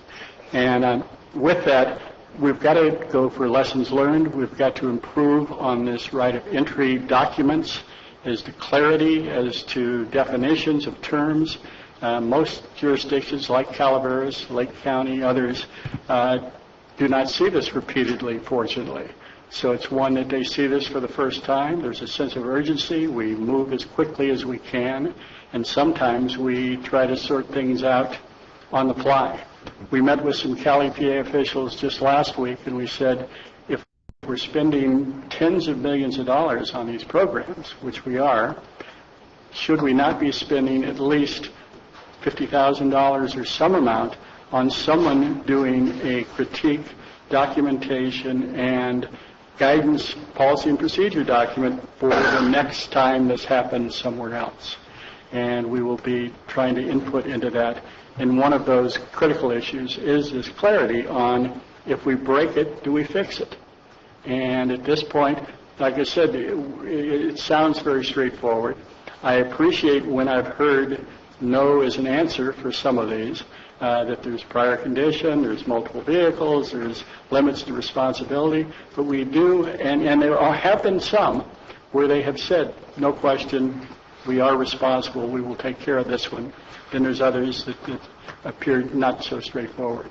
We are going to be working with council on trying to determine what the liability and responsibility is from these right of entry documents, because it should be determined by council, probably not by environmental health specialists.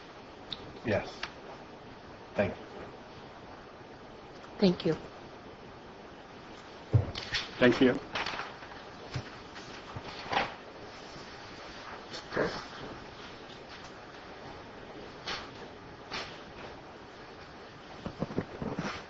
Sharon Torrance, Public Information Officer for Butte Fire Recovery and Calaveras County. I haven't spoken to you in quite a while, but I've still been here. So I guess this is my opportunity to tell you what I've been doing behind the scenes. I've been sending out press releases, as Matt just told you, about the debris removal process. I'm still sending out an unsung hero. I'm trying to do it once a week. I've gotten a lot of suggestions from the board and from the public, and I could be acknowledging people probably for the next 5 years. There have been so many people that have been instrumental in the county's recovery. One of the things that was brought to my attention at one of our meetings was that there are or quite a few folks that are having some trouble working through the process of where to go first when they're going to rebuild, and being sent to one place and then having to turn around and go somewhere else and then back. So I'm working with the building department, with planning, with environmental management, and the assessor's office on putting together a roadmap for people so that they can have a piece of paper that tells them where to go, who to see, and what they need when they're going through the process. I've also been putting out notices for community events that are related to Butte fire recovery. A group of fire survivors were given tickets by the Sacramento Kings to attend a game in Sacramento. They all attended with their families and children and were acknowledged at the game, and that was a really uplifting, fun time where everybody could scream and shout, and nobody really knew what they were screaming and shouting about. So it was a good way to let go of some of that stress. I am also getting many, way more calls than I think any of us anticipated from both the community and from the media, people looking for where to go for certain things that they need to do, or just people in the community that are totally stressed, that maybe weren't directly affected by the fire but have been affected, that we've been able to refer to mental health and get them the help that they need. What I have up that I'm looking at is working with Public Works. Again, people are going to be asked to access their property to remove hazardous trees. So we're going to be pushing, or I'm going to be pushing out information on the tree removal and the fact that they're going to be asked to sign up for a right of entry. And it goes on. Yeah, that roadmap, great idea. Thank you. It's been an issue with the county even before the fire. When people come in to do a project, I personally actually experienced that. In this county, we have separate water districts, separate sewer districts. We have our departments a lot of times are separate.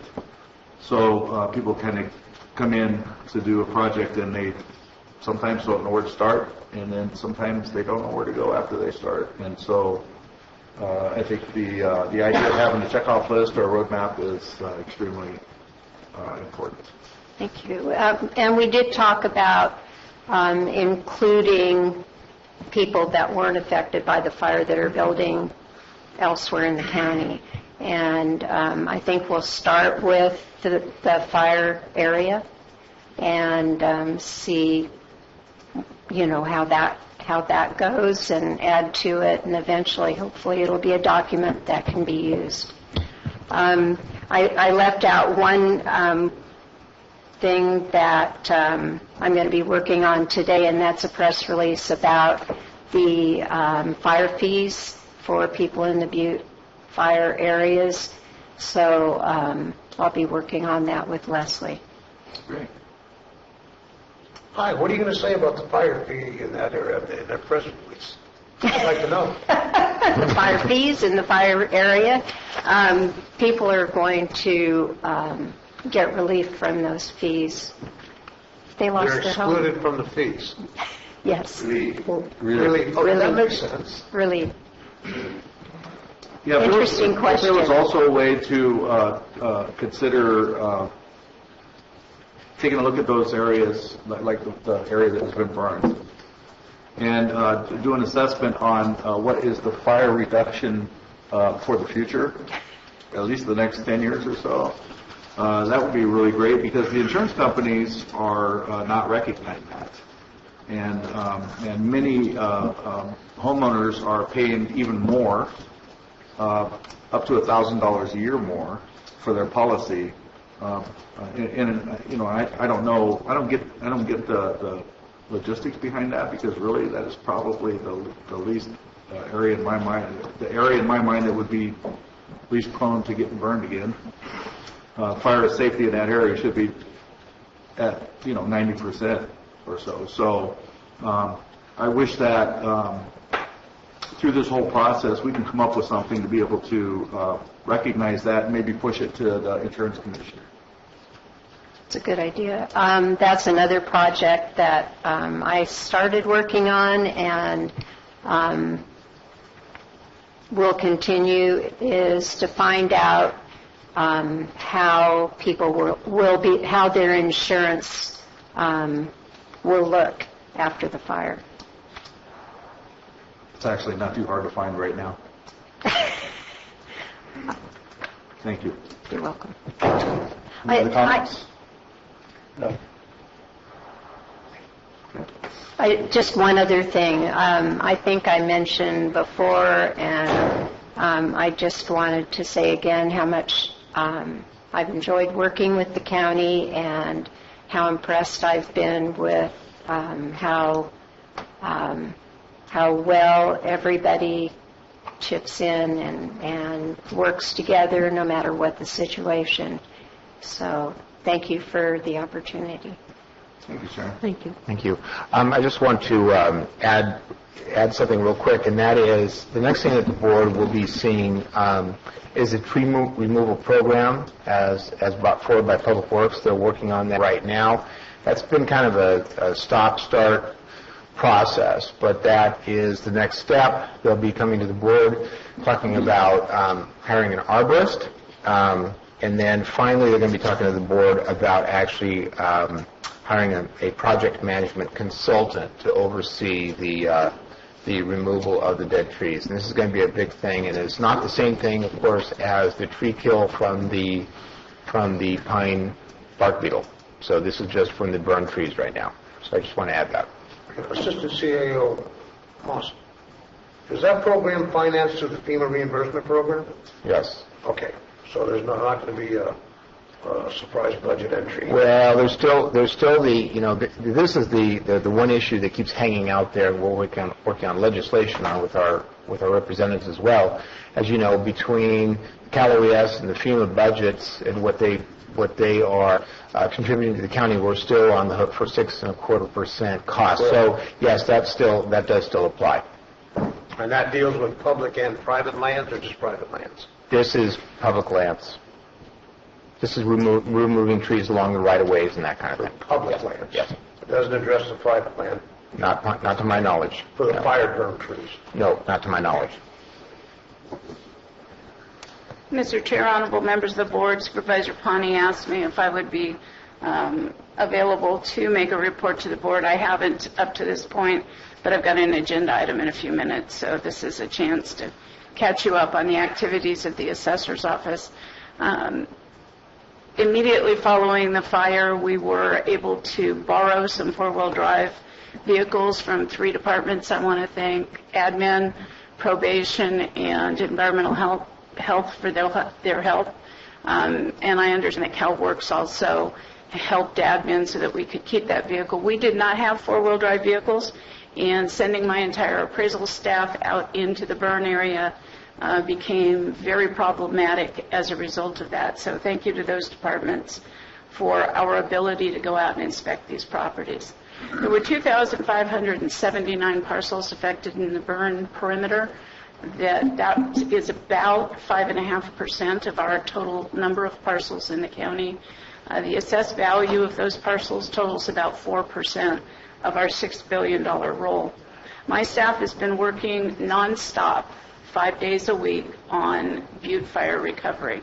As a result, I will stand here today and tell you that what your CAO told you a couple of weeks ago during mid-year budget is we are not working on the 2016 roll. We have no projection for you. I can only talk to you about losses. Several weeks ago, and I cannot think of what percentage we were through at that point, I ran queries against our database, and we had to remove $47 million off the assessment roll for damages in the Butte Fire area. Now, that's all internal at this point for several reasons. I'll talk to you about those very quickly. As my staff has gone out in the area, they've experienced the first problem with four-wheel drive vehicles. There have also been unsafe conditions, and I will simply tell you because you're considering it, their biggest problem has been wherever there's a marijuana grow. Additionally, we have had some problems actually identifying the properties given the complete change in the landscape. So it has been a lot slower going than we could have ever anticipated. At this point, I think my appraisal staff is about 95% done with the inspections.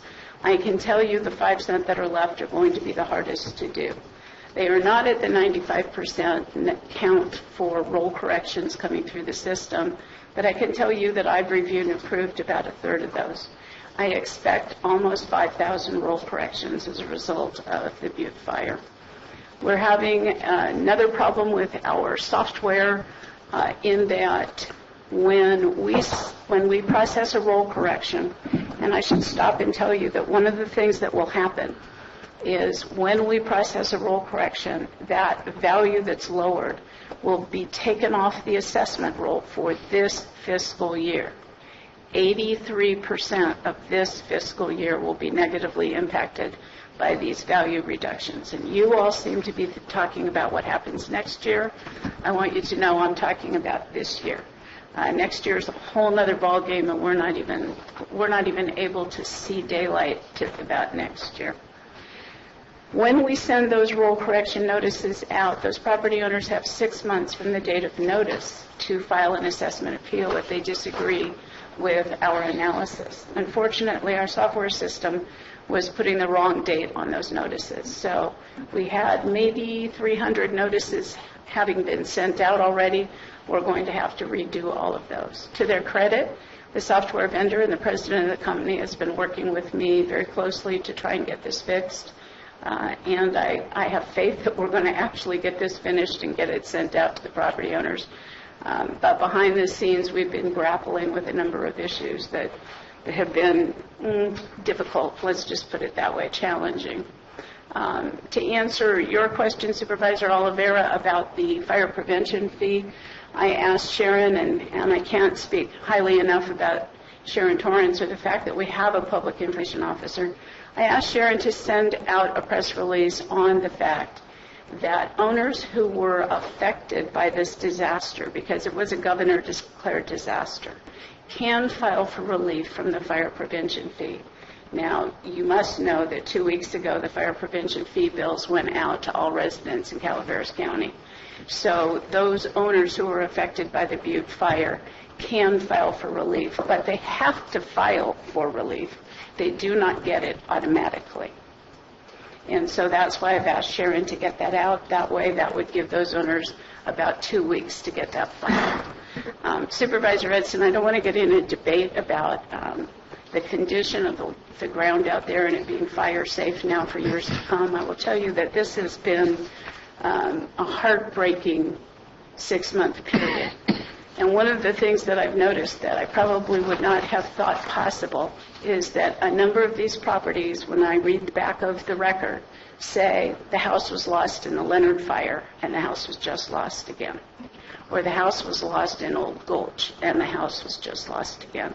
So I'm really not sure about any claims about how it might be years from now.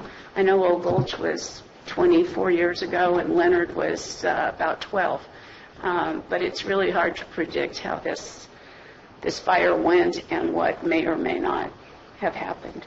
Lastly, I'll share one statistic with you, and I don't have the exact number. Forgive me, please. So far, in about 800 properties that I have looked at, there have been about 40 buildings lost that we had not assessed. And that means that those property owners will not get any property tax relief because they weren't being assessed in the first place. Please note that I used the word buildings and I did not use the word homes.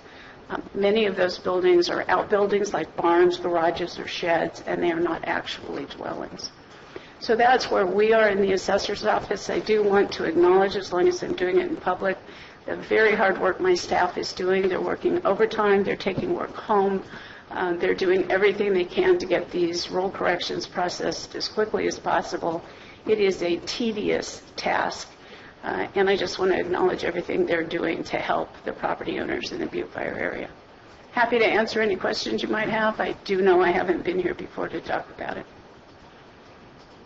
Supervisor Oliveira? Have you added any staff with the increased workload because of the Butte fire?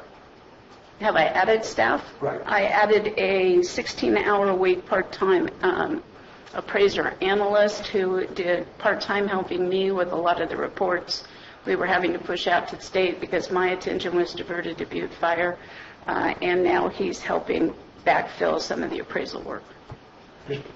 Just one person? Yeah, I have. Is those expenses reimbursable to? Those are reimbursable. We're billing. Yeah, we're billing. Is there an billing. opportunity to add additional staff now they're in an assessment period? The problem with that is you have to find somebody who actually knows the job. And I can tell you I reached out to the one person who I knew held the job before and would be able to hit the ground running. We don't have time to be training people. Is there consultant firms that can come in and help us there? No. Because I know in building, Right. we don't have that situation here. No, I think it's a very different function, and with building, again, plan checks in terms of the California Building Code and California Code and that kind of thing. This is a little bit of a different anomaly, I would say. Would you not, Leslie? It's much harder. I will tell you that I was able to get 3 appraisers off and on over a 4-month period from the State Board of Equalization, and they were nice enough to provide those appraisers free of charge. I had met with them on the 25th of September and presented them a letter asking for an extension to close the roll. They smiled and said, "We don't think about this early in the year," and I said, "I know I'm going to need it." The State Board of Equalization approved that request at their last meeting. So they were nice enough to send us some appraisers who were able to help with some of the work. But it requires someone who is state certified to appraise for property tax purposes.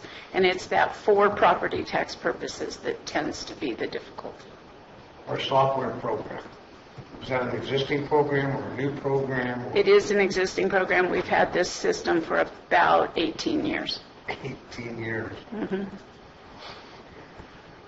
And we found out it's putting the wrong dates, we have to redo this.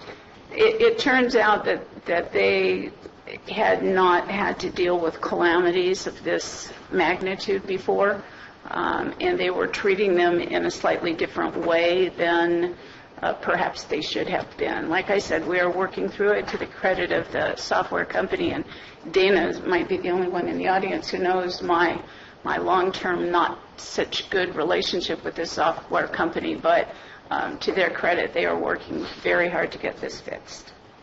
Okay, thank you. Okay. That's it? Thank you, Leslie. Thank you.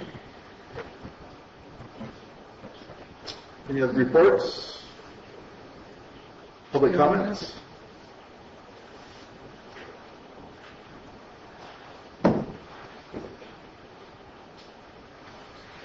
Bill McManus, Calaveras Project. On this topic, there was something that came up in the February 16th meeting at San Andreas Town Hall, I believe. There was a workup prepared by County Council regarding perhaps giving burn victims up to 3 years grace to rebuild their properties. So that sounds good and fair and, butterflies and unicorns and everything else. The truth of the matter is a lot of these people are gone. They've been burned out. They didn't have insurance. I get reports from realtors all the time. I get reports from property owners that have just left the area because the burn area is now being turned into one huge marijuana grow. And so by giving property owners that are new property owners since the fire went out, not the original property owners, their intention is to grow marijuana for up to 3 years. They have no intention of building a house, which would be the requisite dwelling on the property, for growing marijuana. More than likely, they'll want to include themselves in Right to Farm. They may include themselves in the Williamson Act. And without a structure, the county is not going to be able to reassess that property for the value of a structure that may or may not have been there before. So it's lose, lose, lose all the way around for the county. And I hope that the board will resist. I don't know who came up with the idea of this 3-year grace period, but I hope you look at it very carefully, that you may be extending benefits to people who weren't really harmed. They came in, they're carpetbaggers, they've been picking up property left and right for a song and paying cash for it because the people who got burned out can't afford to rebuild, they didn't have insurance, and they're gone. And so I hope that there's some method that you can use to separate these two classes of people so that a benefit meant for Calaveras residents who were harmed in the fire is not extended to those who only want to make money at their expense. Thank you. Any other public comments? All right, let's move on. No, I have one question, Chairman. Oh, sorry, go ahead.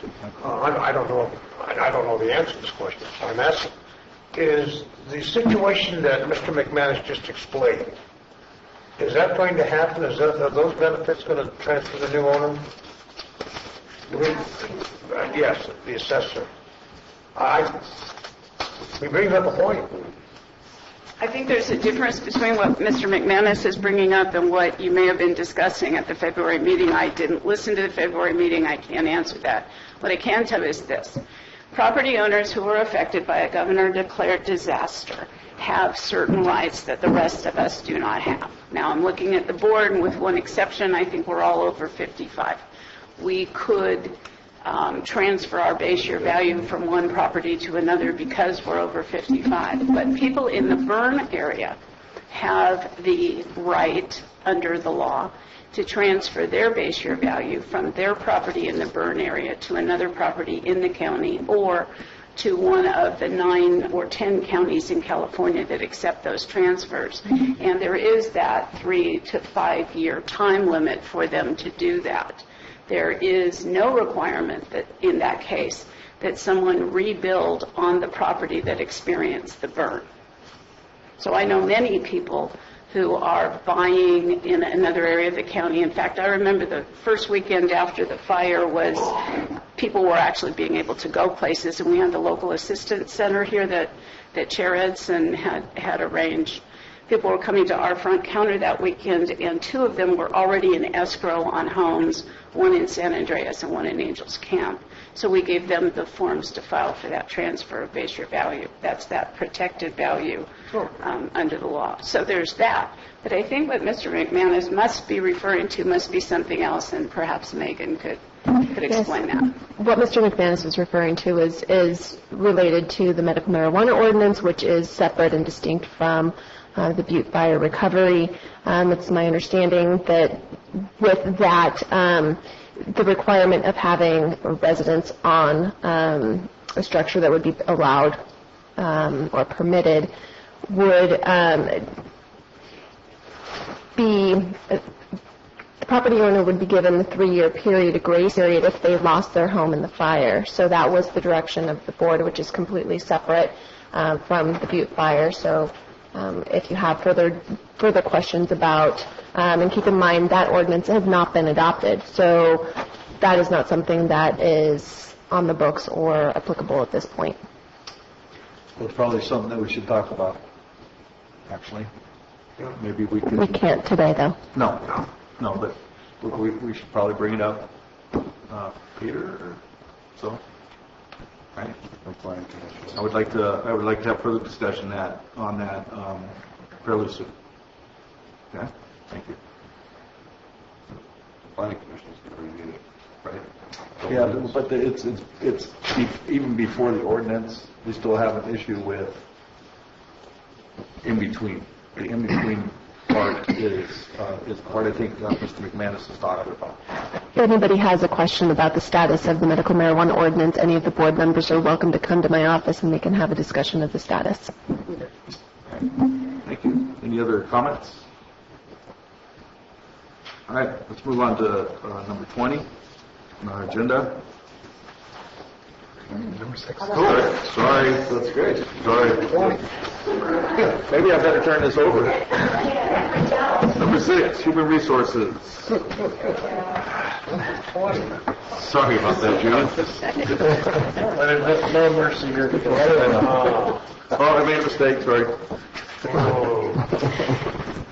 Judy Hawkins, Human Resources and Risk Director. Today I'm bringing to the Board of Supervisors the resolution appointing Nancy Giddens as the county librarian, and her offer of employment is effective April 2nd. The position of county librarian was vacated on December 30th, and the recruitment process for this position was managed by the Human Resources Department. After completion of the interview process, the Board of Supervisors was recommended that the position be offered to Nancy. Nancy brings over 14 years of library management experience. She has a master's degree from the University of Hawaii. She has fantastic experience with the management of staff and volunteers. And I'm very happy to introduce to the public Nancy.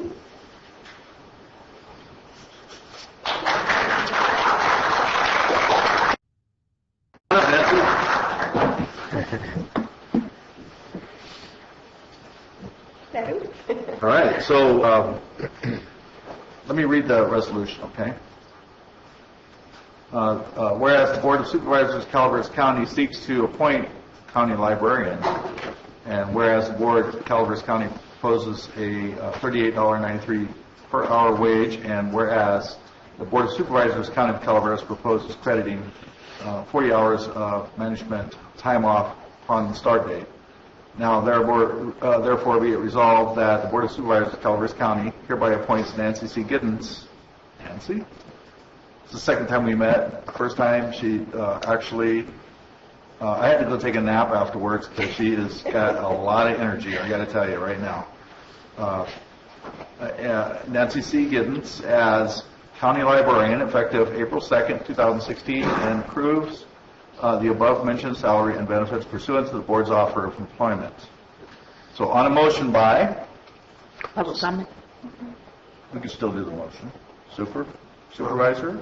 I'll move. Second? Second.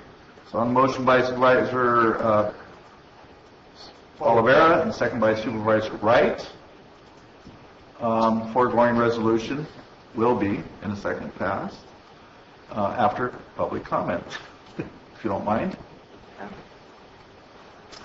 But first, how about, Nancy, would you like to say something? Well, I'd like to say that I'm very honored and by this offer, that I believe that we can do some wonderful things in this community through our library. And I'm very anxious and excited about exploring that. I'm very thankful to the Library Commission, to Mr. Kuhn and others who support the library so well. I'm very excited about working with the many friends of the library as well as the staff. I do bring to this position a lot of experience with innovation, with functioning with a good program, even though we may have limited financial resources. I find those challenges exciting. I like to see what I can do. I like to see what we can bring to the community. I guess I would just like to say that I believe that the library can be a great source of information and encouragement in this time of recovery. I believe that through great program and outreach, we can increase our patronage and reach parts of the community that we haven't reached before. And I'm very excited about getting that going. I have 2 more weeks to wait, and I can hardly wait because I've been very excited about taking this position, and I thank you very much for the honor of the offer. Okay. Can I have public comments, please? I'm Peter Reyes from General. I just have a question. I have a problem with the English language. County of Calaveras proposes crediting 40 hours of management time off upon start date. Somebody explained it, so soon as the young lady, probably deservingly, I don't know her, I'll take your word for it, as soon as she starts, she gets 40 hours off. I mean, it's ambiguous. Maybe somebody can give me a clear answer on this. It says, proposes crediting 40 hours of management time off upon start date. I'm sure there's a simple answer for it. Thank you. For for our management group, MTO is let me start over here.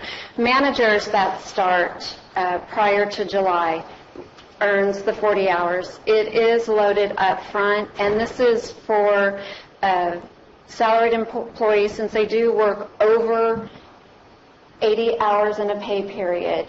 This is for them to be able to take time off for their different appointments, things like that. And this is part of the county's policy. Okay. It makes sense to you folks. Congratulations. It's my understanding that's compensatory, that's in relation to, they get X number of hours each month of work, or is it just 40 hours from April to end of our fiscal year? Right. Vacation and sick leave, you earn so many hours per pay period, but MTO is loaded up front. Okay. So at the beginning of each year, MTO is loaded up front. Yeah. And for new hires, if you start prior to July, then you get 40 hours. If you start after, then you get 20 hours. Okay. It does have to be used in the year. It is not something that is carried over. You cannot accrue. Okay. Thank you. And the reason is because some of us work, some managers work over their 40 hours a week, or way over their 40 hours a week, actually. And this allows them a little bit of relief when they have to go to appointments and things like that. And we have been without a librarian since the end of December, and so Nancy will have quite a job in front of her for the first few months. She might need that 40 hours on.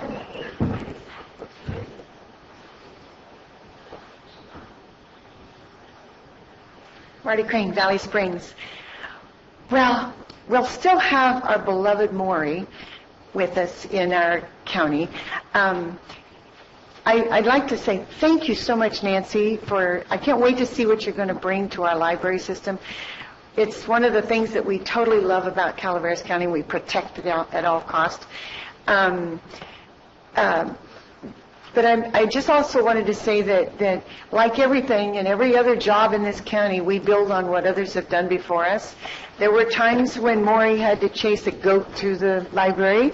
I'm quite sure you probably won't have to do that.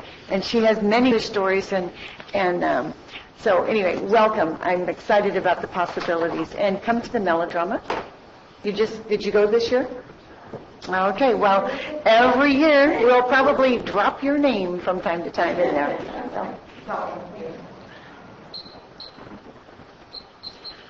I'm Jack Kuhn. I'm chairman of the Library Commission, and I would just like to welcome Nancy to Calaveras County, and I look forward to working with you. And together, I hope we can keep the libraries open and prospering. Thank you. Thank you. I'm Bob Dean. I'm president of the County Friends of the Library, and on behalf of the Friends, I want to welcome you. Looking forward to a long, fruitful, and very, very productive relationship. Welcome. All right. Any other public comments? All right.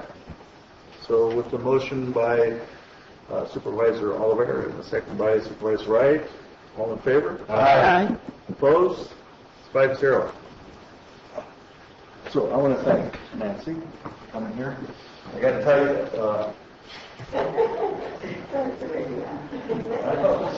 wore me out in one meeting. Very good, thank you for your time.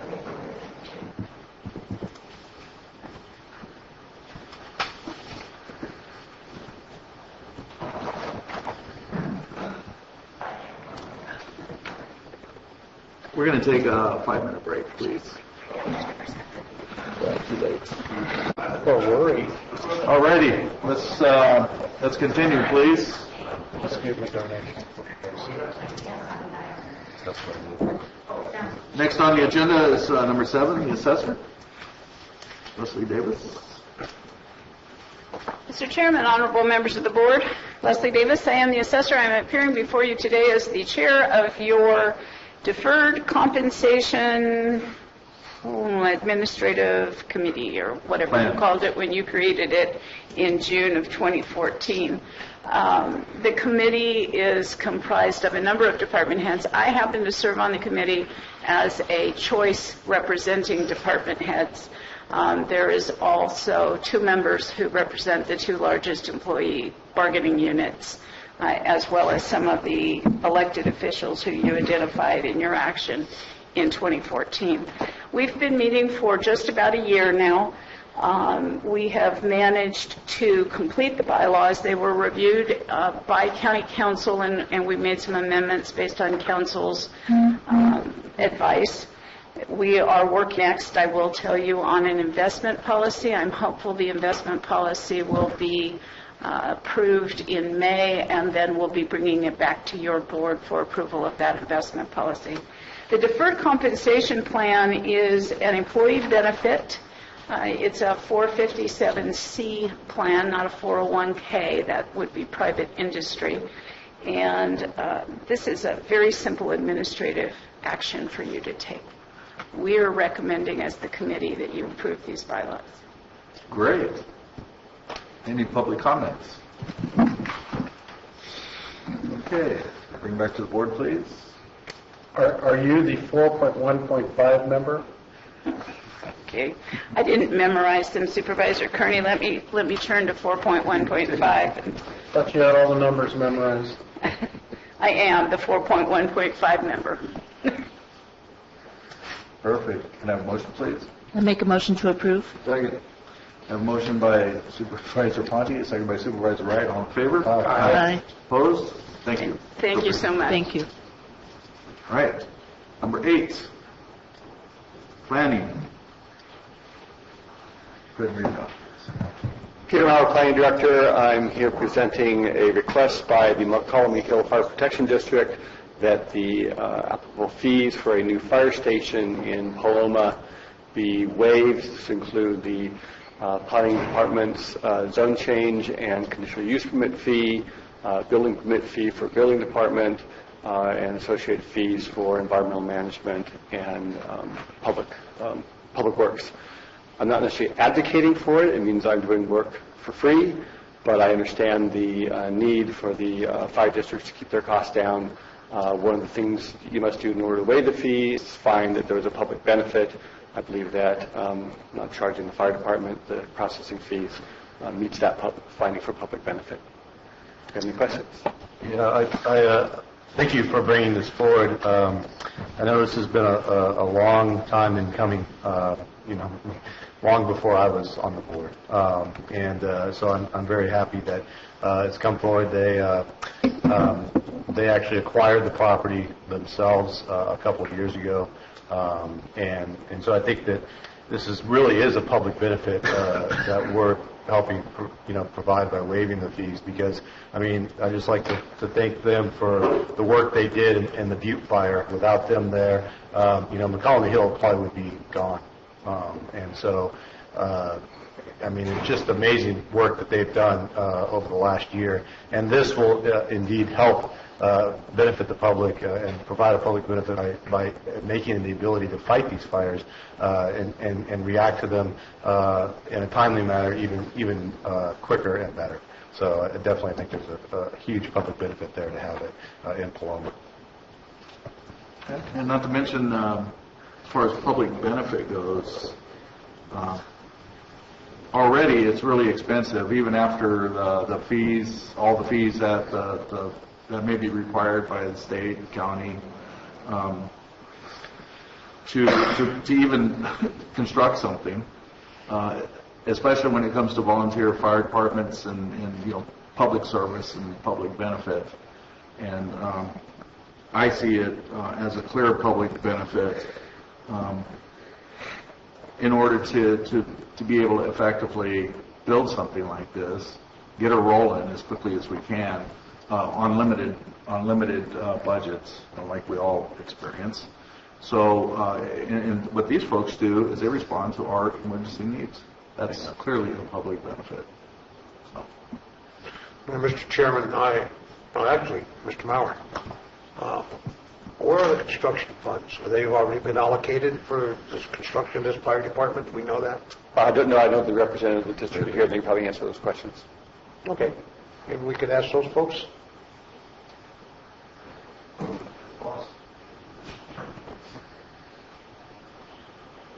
Smart guy. Hi, I'm Susie Coe. I'm board chair of McCallum Hill Fire. And you had a question.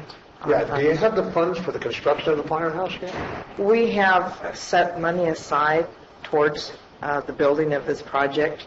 Something that you might not be aware of is that when we start building this project, because we're a public agency, we will have to use prevailing wage. And an example of what that's going to do to us is this building that we want to build. We have seen the building we want, 40 by 60 steel building, erected on somebody's property, and it cost him $58,000. When we build it, because of prevailing wage, it's going to cost the taxpayers about $130,000.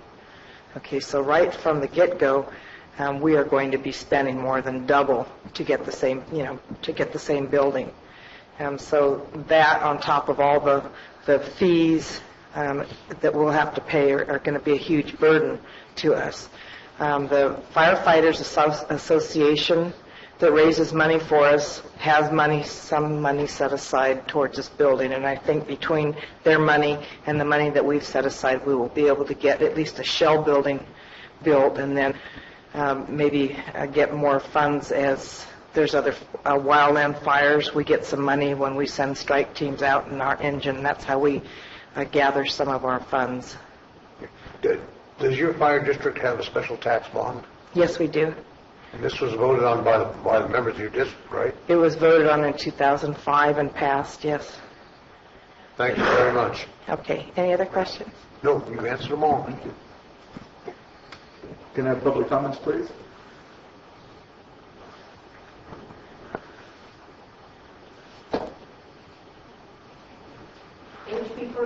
Peter.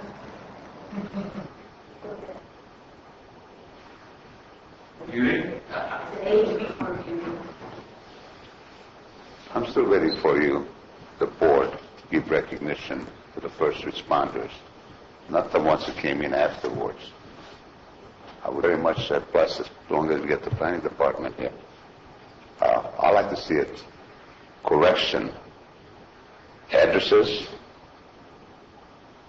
because this kind is totally screwed up, and street addresses, odd and even numbers.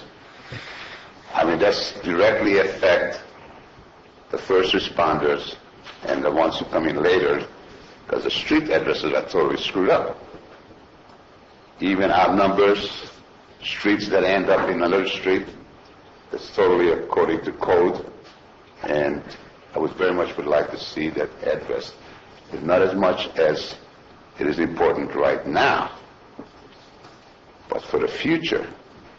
And I haven't heard anybody talk about what we can do to minimize. We're not going to control nature, but to minimize and be ready.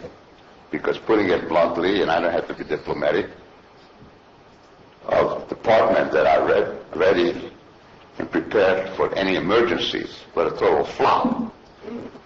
And you know it. But somehow, instead of having a whole bunch of different turfs, of administrative turfs, without real accountability, and you're going to get the blunt of a screws up. It's going to be your fault because it's your staff. You will be accountable.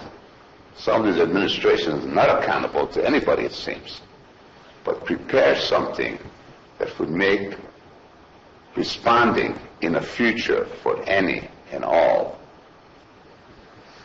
tragedies. It would be nice to have put turf force aside and get those people who are actually going to be responding right away. I haven't had too many of the fire chiefs coming in here as a group. So there's cooperation and communication and responsiveness to help them. I don't have that much a great appreciation for pencil pushers.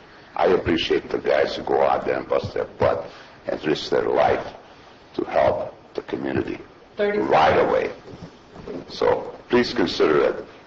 Think about it when you're going to do something that may be going to help in case something does happen any place in the county. Thank you. Yes, I had a question about the public benefit finding. This is replacing an old fire station? No. It's just a brand new thing happening? Yes. Okay, knowing that when I was trying to get house insurance, because my house was so far from a fire hydrant, will this help those people in Paloma get lower insurance? I mean, Yes. Okay, then that's a great public benefit. So we're waiting for our fire station on Double Springs now. Thank you. That's on my district. But I'll vote for it. I got a screen in there. You and that Boss, can you come up and explain that fire rating, please? Well, I was, okay. I'm Dave Spitzer. I'm the fire chief in Colony Hill. Every insurance company sets their own policies, but there's a general rule of thumb that if a structure is within 5 miles of a recognized fire station, even if it's not staffed, you get a lower rate. Paloma has good hydrants, but our response time to Paloma from McConaughey Hill is about 12 minutes. So we have people in Paloma who are currently volunteers with our department. That should reduce the response time from 12 minutes to 3 minutes, and that should be reflected in insurance costs down there. The other thing is the 5-mile radius comes right to the intersection of Paloma Road and Gwynn Mine Road and Main Street. If you live closer to McCallum Hill than that intersection, you're within 5 miles, you get a lower rate. If you're on the other side of it, you get a higher rate, higher insurance rate. By having a station in Paloma, there should be a 5-mile radius around that fire station. Everybody in that should get a lower insurance rate. Great. Yeah, thank you. Okay. I do want clarification, because I understand that this is our particular fees, and we're not looking at waiving school fees and other fees associated. That's correct. It would be just the county fees. Okay. Thank you. Okay. So can any other public comments?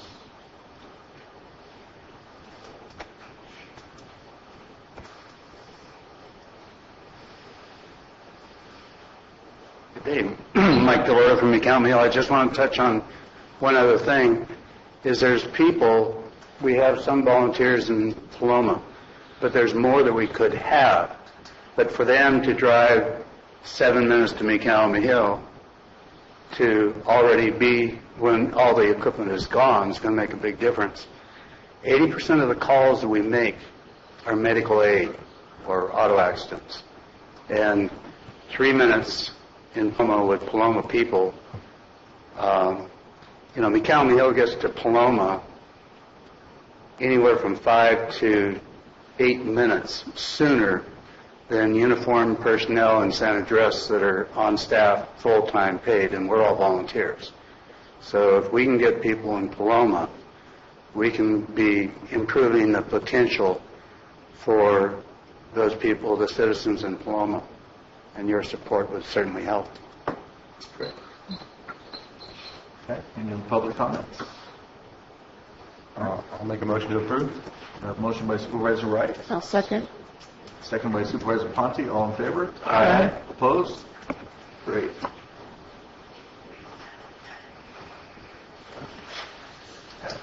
All right, so number 9, Public Works.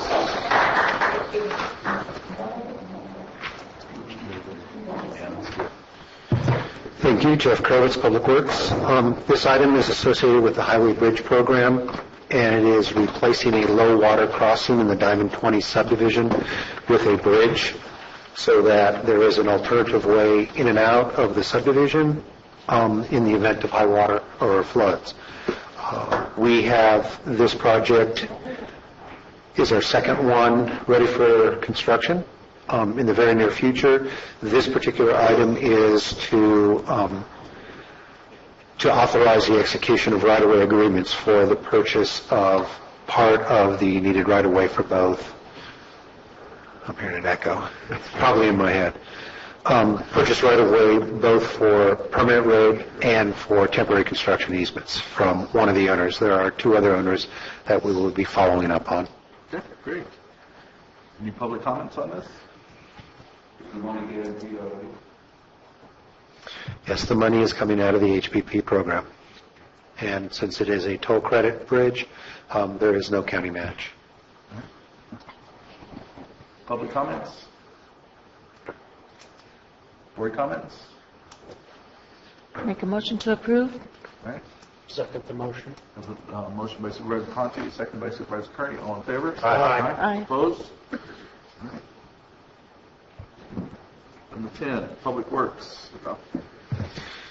Thank you. Jeff Kravitz, Public Works again. This is a resolution to amend the budget for transit to balance out some changes in cost from what was budgeted and what was actually purchased related to a service maintenance truck and 4 buses. It is a net increase out of PTMISEA funds of $11,000. Okay. Any public comments? Bring it back to the board. Move to approve. So a motion by Supervisor Kearney, I'll second. second by Supervisor Ponte. All in favor? Aye. Opposed? All righty. Number 11, Administrative Office. Approve an amendment to Conflict of Interest Code for the Angels Camp Veterans Memorial District. So, as you know, from last year until present, we have been working with special districts to amend their conflict of interest code in an effort to have them be able to manage and be responsible for the filing officer duties that are associated with the Statement of Economic Interest in the Form 700. This will allow, once adopted, this will allow the Angels Camp Veterans Memorial District to retain their own Form 700s and not have to turn them in to the clerk of the Board of Supervisors. I would say we probably have 70% of our special districts that have adopted a new code. So it's been a good, positive move forward. Good. Great. Any public comments? I have a question about Special District CSA 1. Since you folks been appointed to be the directors of CSA 1, which is about 2/3 of Special District budget, have you folks seen reports from CSA 1? Thank you. I have, yes. I'm talking about the whole board. Yeah, okay? I know. Okay, that's shabby and shameful. And there's a lot of skeletons in there, folks. Please, take a good look at it. There's a reason why you're not getting it. So if I could just clarify, the special districts that I'm referring to do not include CSA 1. It includes fire districts, school districts, water districts, sewer districts, public utilities. Those were the ones that are adopting. Yes. Yes. Thanks for the comments anyhow, Peter. Can I have a motion, please? I move to approve. Okay. Motion by Supervisor Kearney, I'll second. second by Supervisor Ponte. All in favor? Aye. All right. Number 12, appointment of applicants to serve on various committees. commissions, advisory boards, and CSAs. So as As you can see on your agenda, that items 12 and 13 look exactly similar. Item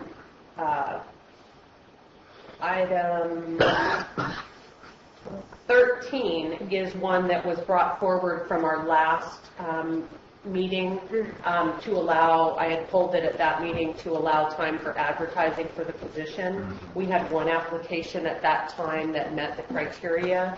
And so we're on 12, right? I know. And so for item 12, that will include applications for the Law Library Board of Trustees. We received an application for the attorney, for one of the attorney positions. Ken Arola applied. He has been serving on this board for many years. For the San Andreas Cemetery District, there were 2 vacancies, and both Kenneth Arola and Stephen Arola, who have served on this board for several years, have reapplied. And we have the Commission on Aging. Rex Wisnan has applied as a representative of District 4, and he has also been serving in that capacity. And for the Solid Waste Task Force, we have had 2 applications for the 2 general public positions. Both are new applicants. The people who had held those positions did not reapply. Okay. Public comments, please.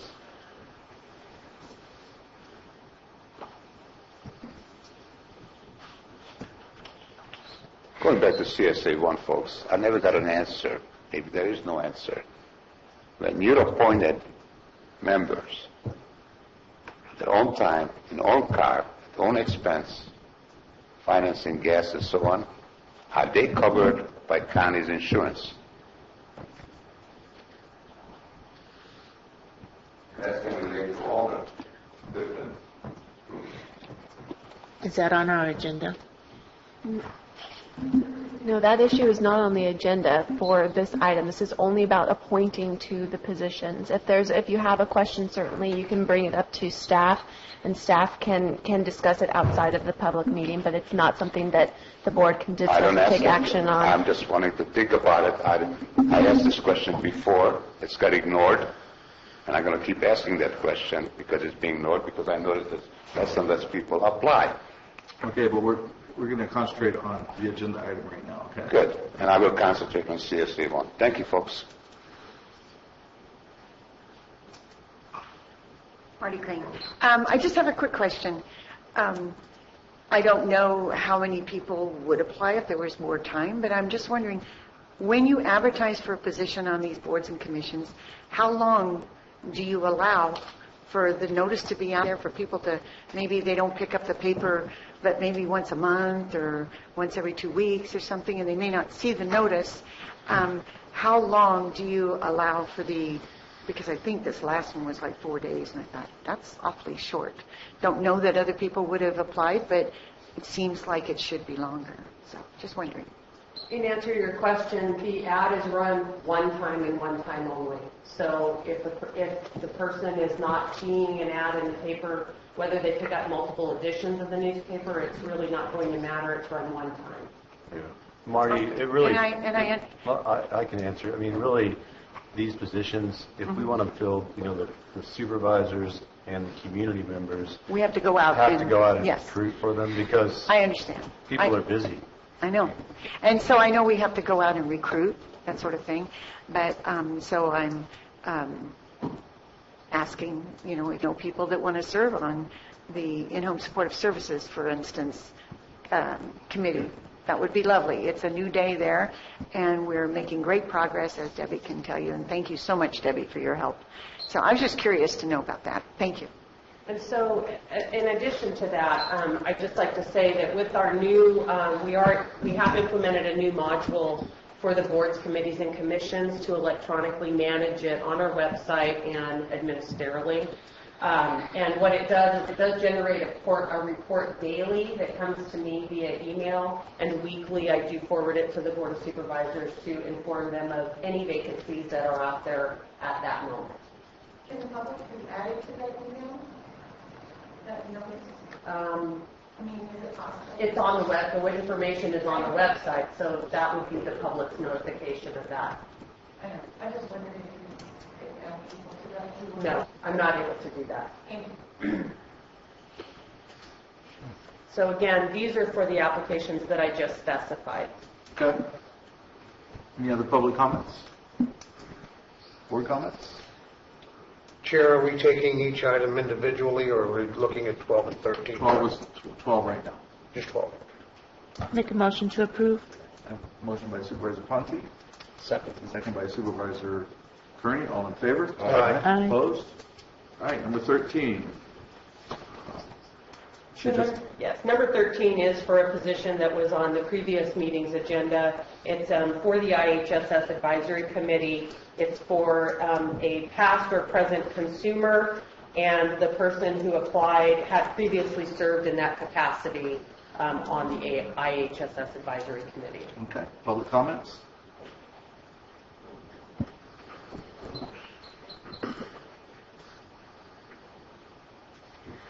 I have all my rosters, and I do not have a vacancy for past and present consumer. I have 6 past and present consumers and 2 vacancies for general public. Past and present consumer, Patricia Licks, Bonnie Newman, Phyllis Summers, Paul Meir, Nadine Robertson, Diane Von Overloop McNown. So I don't see a vacancy for a consumer. But 2 vacancies for the general public. Okay, what we can do is we'll just kick it out one more time. I have a response Okay, to that. go ahead. At our January 25th, the board January 25th meeting, when positions were appointed, there was no clarification given in the agenda packet other than people who had applied for appointment that were incumbents and people who had not. There was erroneous information placed on our website, which we are in the process of correcting. This position is for a past or present consumer. So we can approve this and then just Yes. do the cleanup. Yes, later. that is what will happen. There we go. Okay. Thank you. All right. Any other public comments? Board? Move to approve. Question. Chair, I'm looking over the application of the individual regarding item 13. I would ask the other board members to review that, take a second. And there seems to be some question about whether or not this person was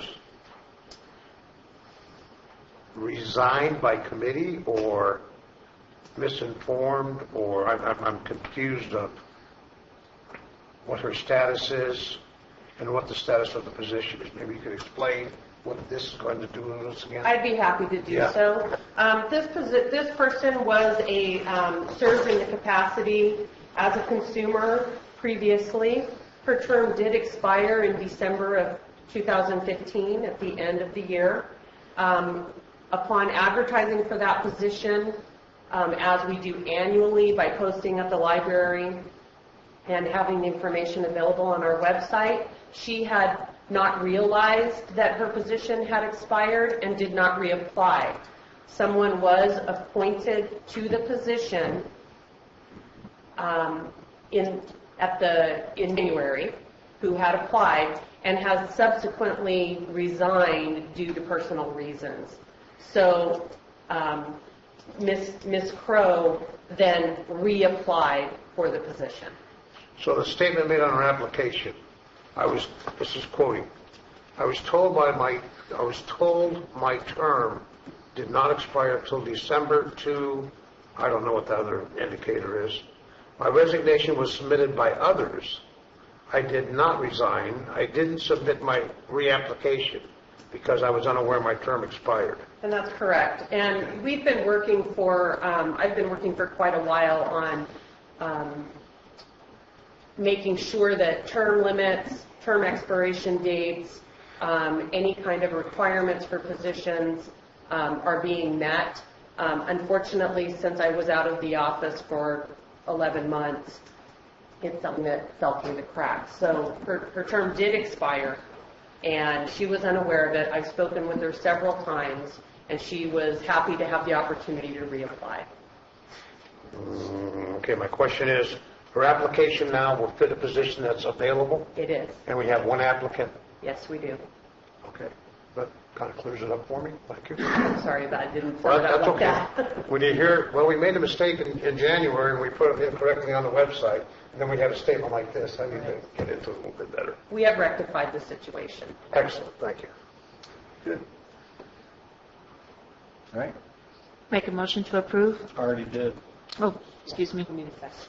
So I have a motion by Supervisor Kearney, I'll second. second by Supervisor Ponte. All in favor? Aye. Aye. Opposed? All right. Sorry, Debbie. That's okay. Move on to the consent agenda. Consent agenda items are expected, routine, and uncontroversial. They will be acted upon by the board at one time without discussion. Any board member, staff member, or interested party may request removal of an item from the consent agenda for later discussion. Are there any members of the public that would like to pull a consent agenda item? 16. 16? Okay. Anybody else? Okay, how about the board? Make a motion to approve the remainder of the consent agenda item. I'll second. Okay. I have a motion by Supervisor Wright to approve the remainder of the consent agenda items, and a second by Supervisor Ponte. All in favor? Aye. Opposed? It's 5-0. All right. And number 16, Peter. More like questions, folks, so I understand. We're going to get the chief from Ptolemy County to come over and cover Calaveras County. Basically, that's what it boils down to. How many staffs on this organization? As county health officer? Yes. One. One. Is it a full-time job? Is Each there compensation on it? Mm-hmm. Each county has a health officer. Okay. That's his full-time 8 hours job or whatever it is? It's a salary? I couldn't answer that. I just know that. I don't believe so, Peter. No, it's Dr. Kaleda. He's the county health officer. Okay. So there's no defined duties. That's what I'm looking for. How can one county officer come in and take care of this county officer? Do they have both the same qualification and responsibility? Or they don't have any staff that could cover for them when he's on vacation? It's a one-man band? It's a one-man band. Okay. Health officer. I just wanted to state, in the past, we used to share a health officer with Dr. Marshall was here. He spent part of his time in Tuolumne and part of his time in Calaveras, just for historical purposes.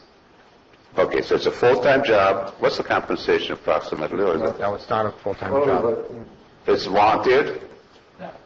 Why don't we let We'll let Mary. Why don't we let Mary Zwicky answer those questions? Thank you.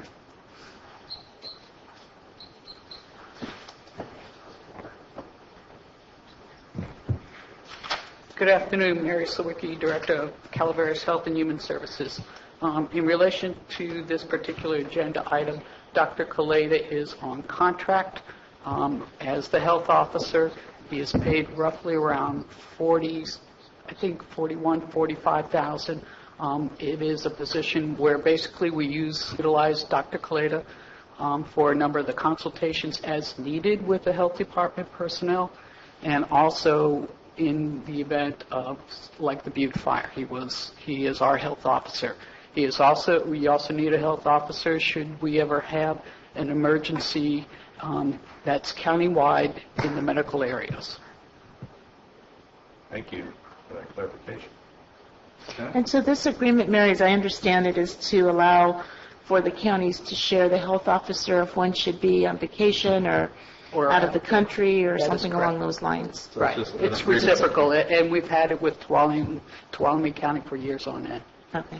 So just a backup if ours is out and vice versa. Well, it's part of our preparedness, yes. Okay. Any other public comments? Board? I'll make a motion to approve. Okay, motion by Supervisor Wright, I'll second. second by Supervisor Ponte. All in favor? Aye. Opposed?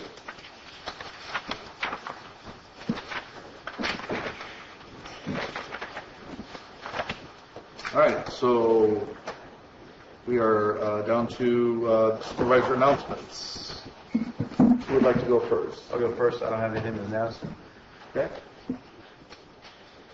That was, yeah, I wanted to kind of show the, lead by example.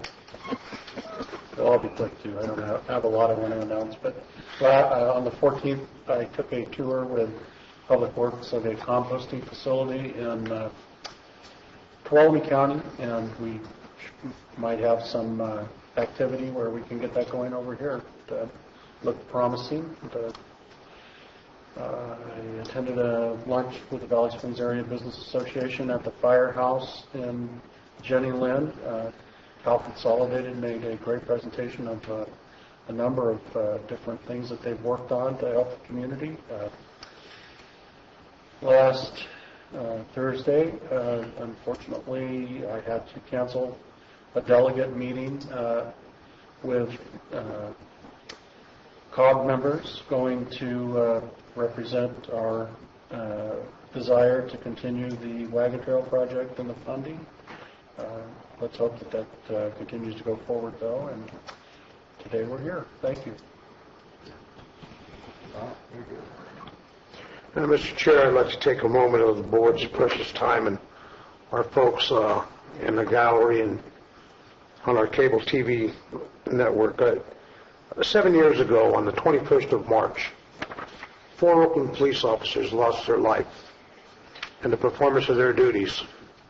They were Sergeant Mark Dunnigan, Sergeant Herb Roman, Sergeant Daniel Sakaya, and Motor Officer John Hedge. They were actually killed and murdered by one suspect. As a result, there were 16 children without a father. I'd like to take a moment of silence to recognize their service, their presence, and also State Traffic Officer Taylor, who, as we speak, is actually being buried at this moment, where he was killed while performing his duties. I'd like to make that request, board. Okay. Moment of silence, please.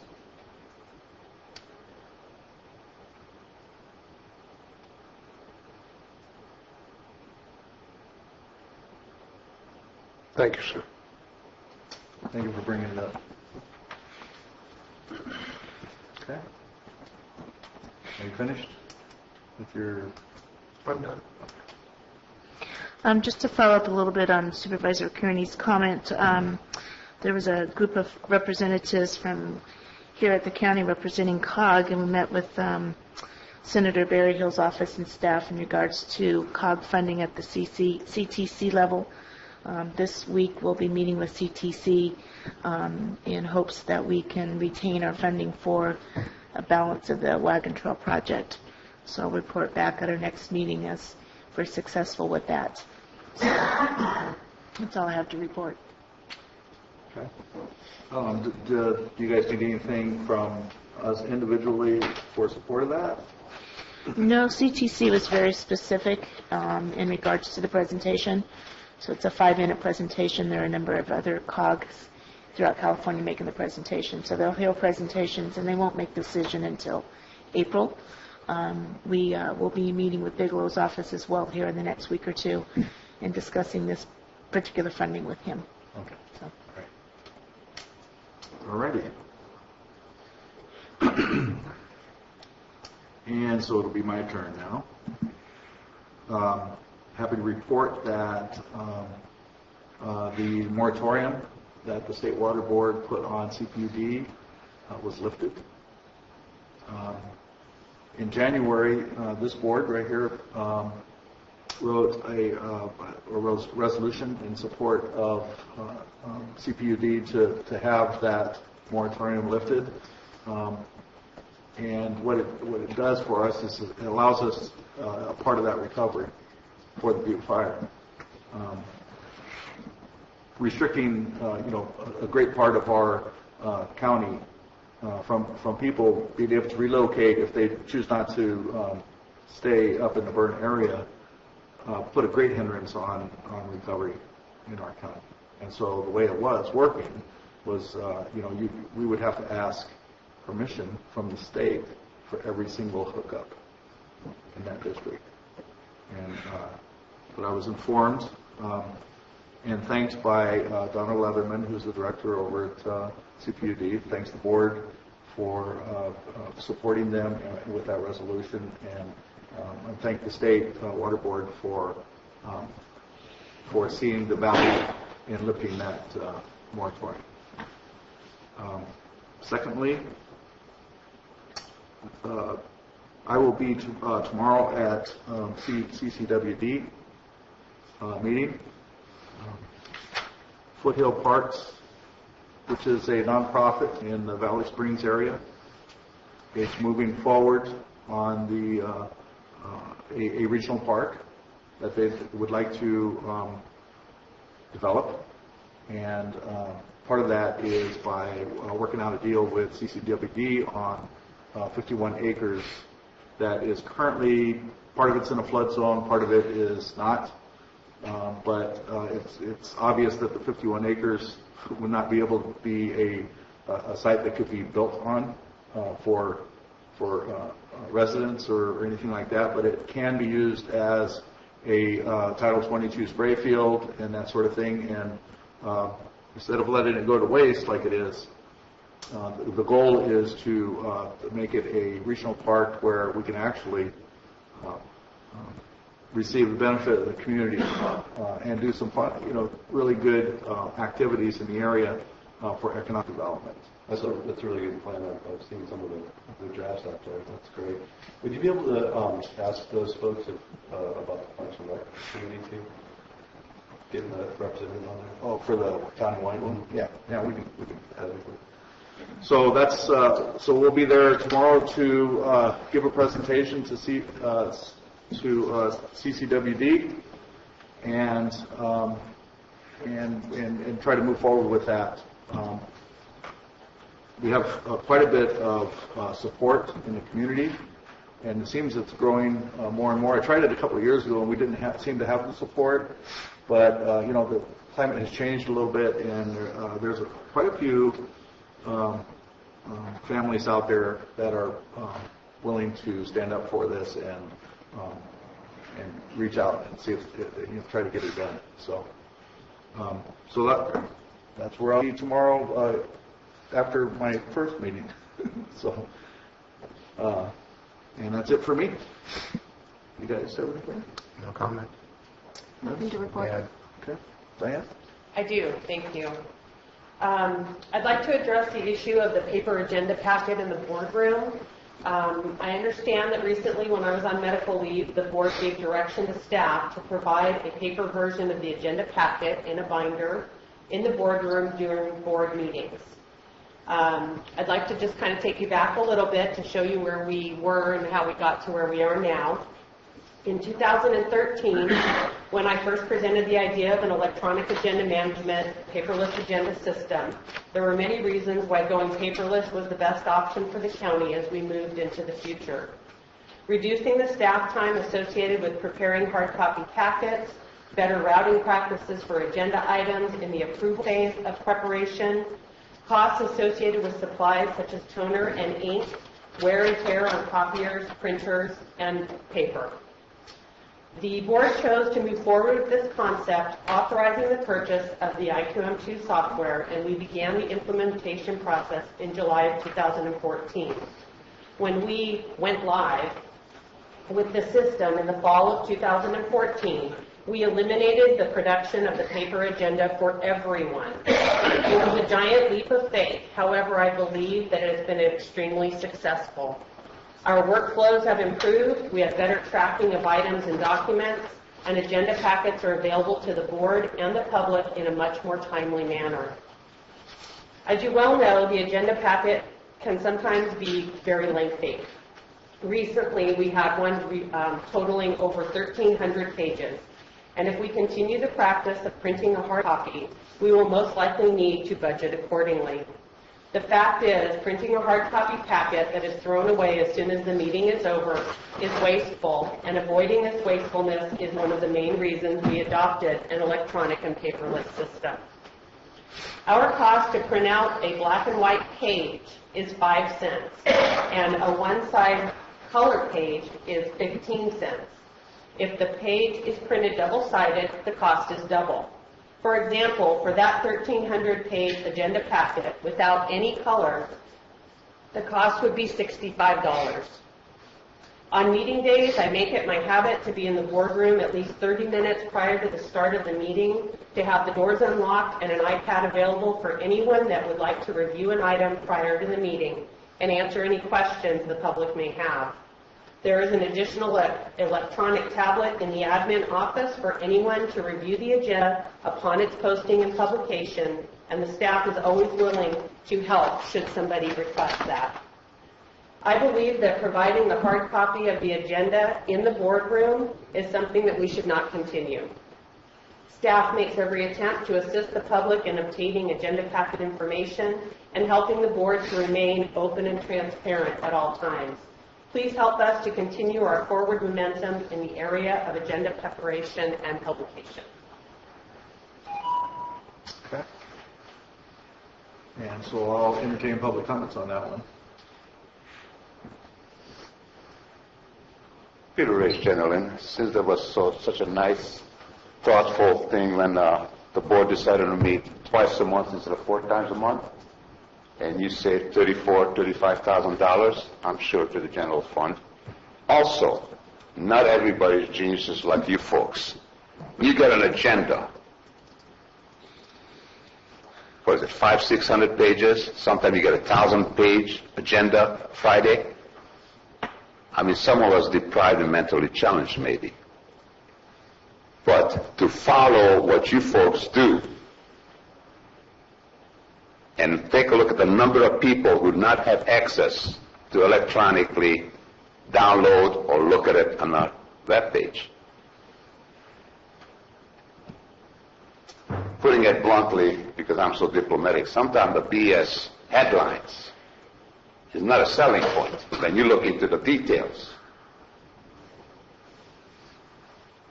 People should have been able to take that book, get back to go to the certain particular item, which may be 100 page, 200 page, and comprehend it and digest it, and have a capacity to ask questions and feel informed. This is not for the benefit of your staff, folks, and I believe maybe you can ask some legal counsel. I believe something in the Brown Act, any information that you folks have up there should be available to the public at the same time. I cannot run up there to look at her computer at the time. This is not for the convenience of any of the staff. This is to keep your constituents informed and knowledgeable. Even if it's one item, they should be able to read it.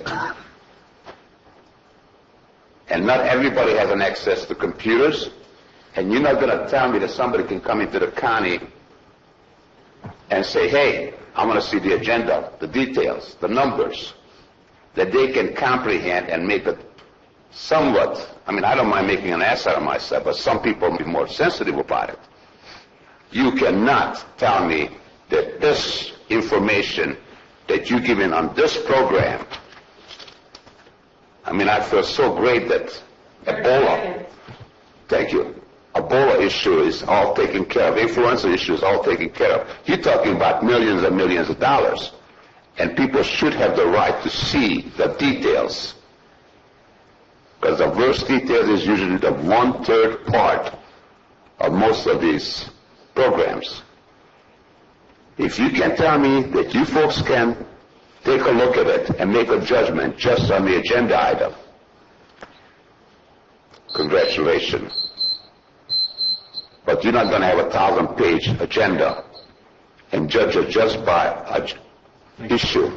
Thank you, folks.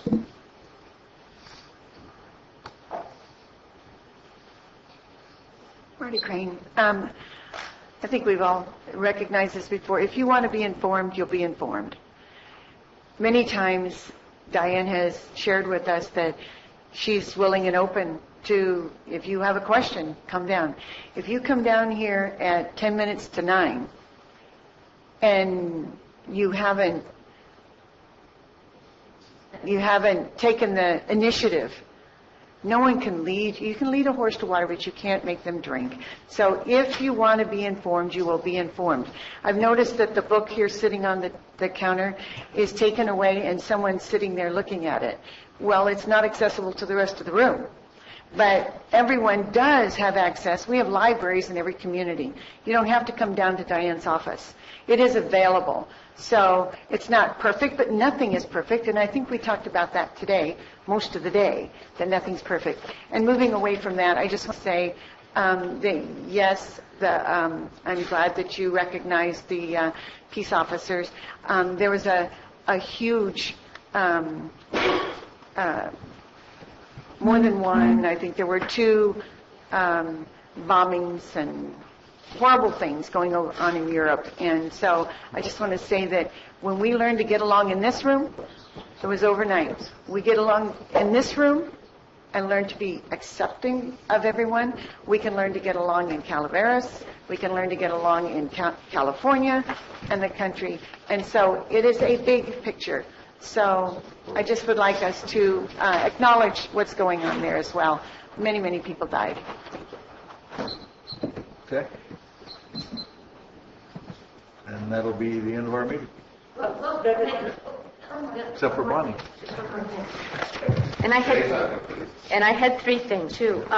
About the binder, I enjoyed using it. I had to fight with Peter to get it but it kept me from pulling agenda items because I want to know how much. Simple little things that I could come up here and look at the binder and be answered, have those questions answered. Diane in the middle of a meeting to find out that information. And I'm not computer literate. So anyway, I think one hard copy of the binder is all we're asking for the benefit. And if you're upset that it gets thrown away, Peter can take it home. Or I can take it home so it doesn't get thrown. Well, we can do anything we want with it at that point anyway. Okay, but then also when Cliff was talking about the moratorium, were you talking about a moratorium of building? They were going to issue building permits for water hookups? I mean, I didn't understand that Well, if you can't have water hookups, you can't have building permits. Yes, but was that what the state was putting a moratorium on? They put a moratorium on water hookups. Okay, I didn't know that, but water hookups. Okay, then the last thing I have to say is tomorrow evening is the culmination of the vernal full moon. Please watch it because it's going to be beautiful. Thank you. Okay. And that brings up another point. When Marty came up, she reminded us of terrorist attacks over in Brussels. Belgium. Brussels, Belgium. Yeah. So, and there was, this morning there were 31 people that died from that. I would hope that we can all consider that and pay homage to those folks and their families and what that country is going through right now. So, with saying that, how do we address Diane's? I'm looking at. If the board is wanting to have a substantive discussion as far as the merits of whether a printed agenda should be provided or not, that should be an item that should be agendized for the board to actually take action on and to receive a substantive discussion on. Didn't we make that decision It was a poll to direct staff to do it. If you want to have... You can have a poll to direct staff not to do it, but in order to do that, I think that a substantive discussion needs to be had, and I don't recommend that a substantive discussion be had on this item because it's not agendized. So I would recommend that if you want to take action on this, that it be agendized for a future date, and an action can be taken then. We can put it on future. Okay. All right. Thank you very much. Meeting adjourned.